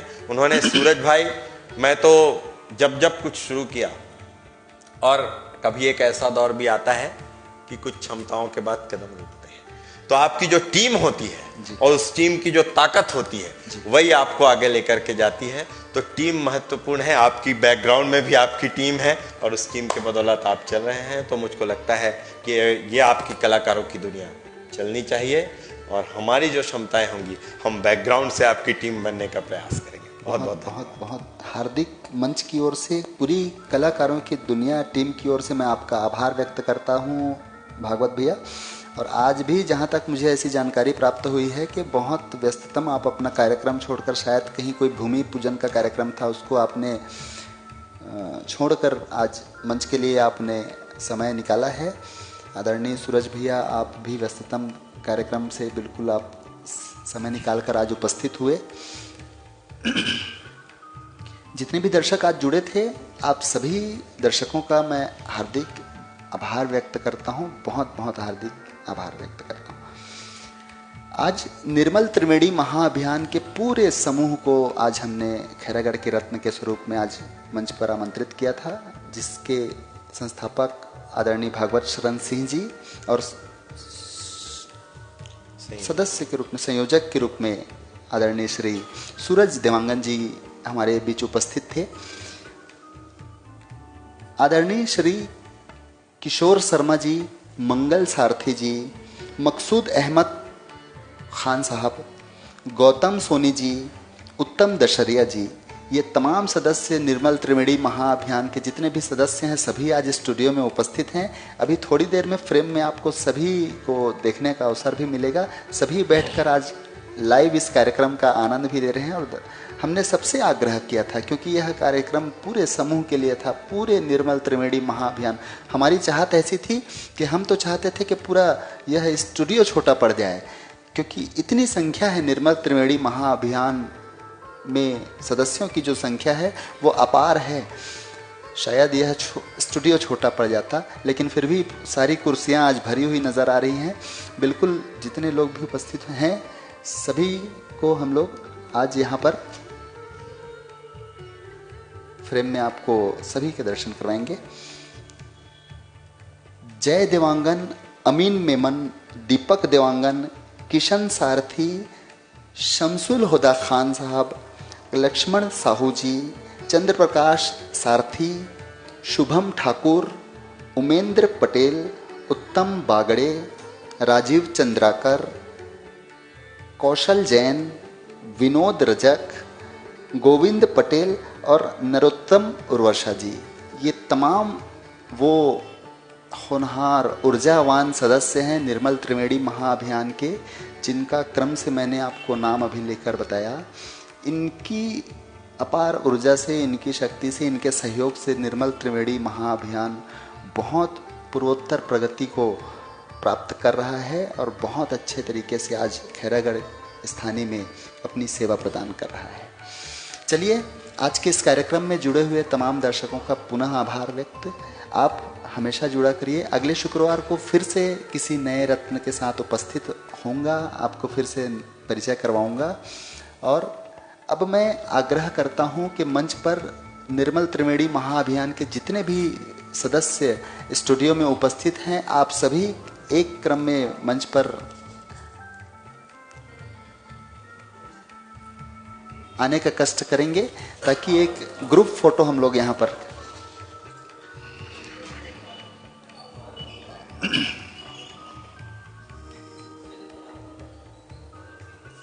आइए भैया, आइए आइए। ये और एक छोटा सा हमारे इस मंच की ओर से आपकी उपस्थिति के लिए बतौर अतिथि आपके पूरे समूह के लिए एक छोटा सा हमारी ओर से स्मृति चिन्ह। आ गए, आइए।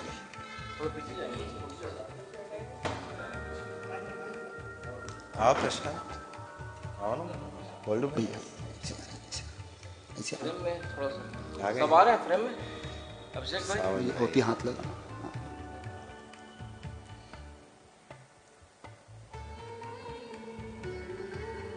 कट रहा है अभिषेक भाई कुछ।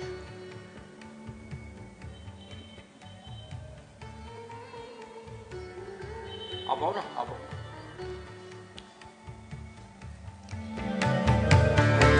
आइए।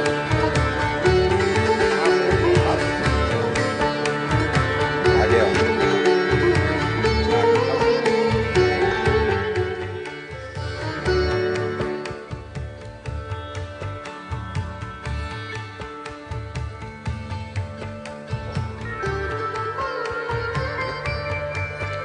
मैं तमाम अतिथियों से आग्रह करता हूं, आप अपना स्थान ग्रहण करेंगे।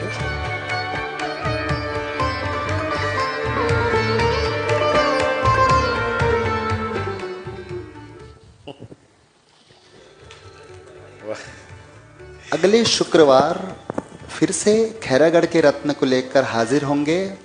तब तक के लिए हमें अनुमति दीजिए। शुभ रात्रि, शब्बा खैर। खुश रहिए, मस्त रहिए, चुस्त रहिए, तंदुरुस्त रहिए, दुरुस्त रहिए और प्रसन्न रहिए।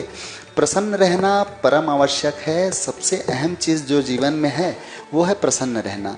आप प्रसन्न हैं, आपका परिवार प्रसन्न है, आपका समाज प्रसन्न होगा। और इन्हीं सारी कामनाओं के साथ मैं आपसे अनुमति लेता हूं, सावन कुमार सोनी। मिलते हैं अगले शुक्रवार को खैरागढ़ के रत्न में। शुभ रात्रि।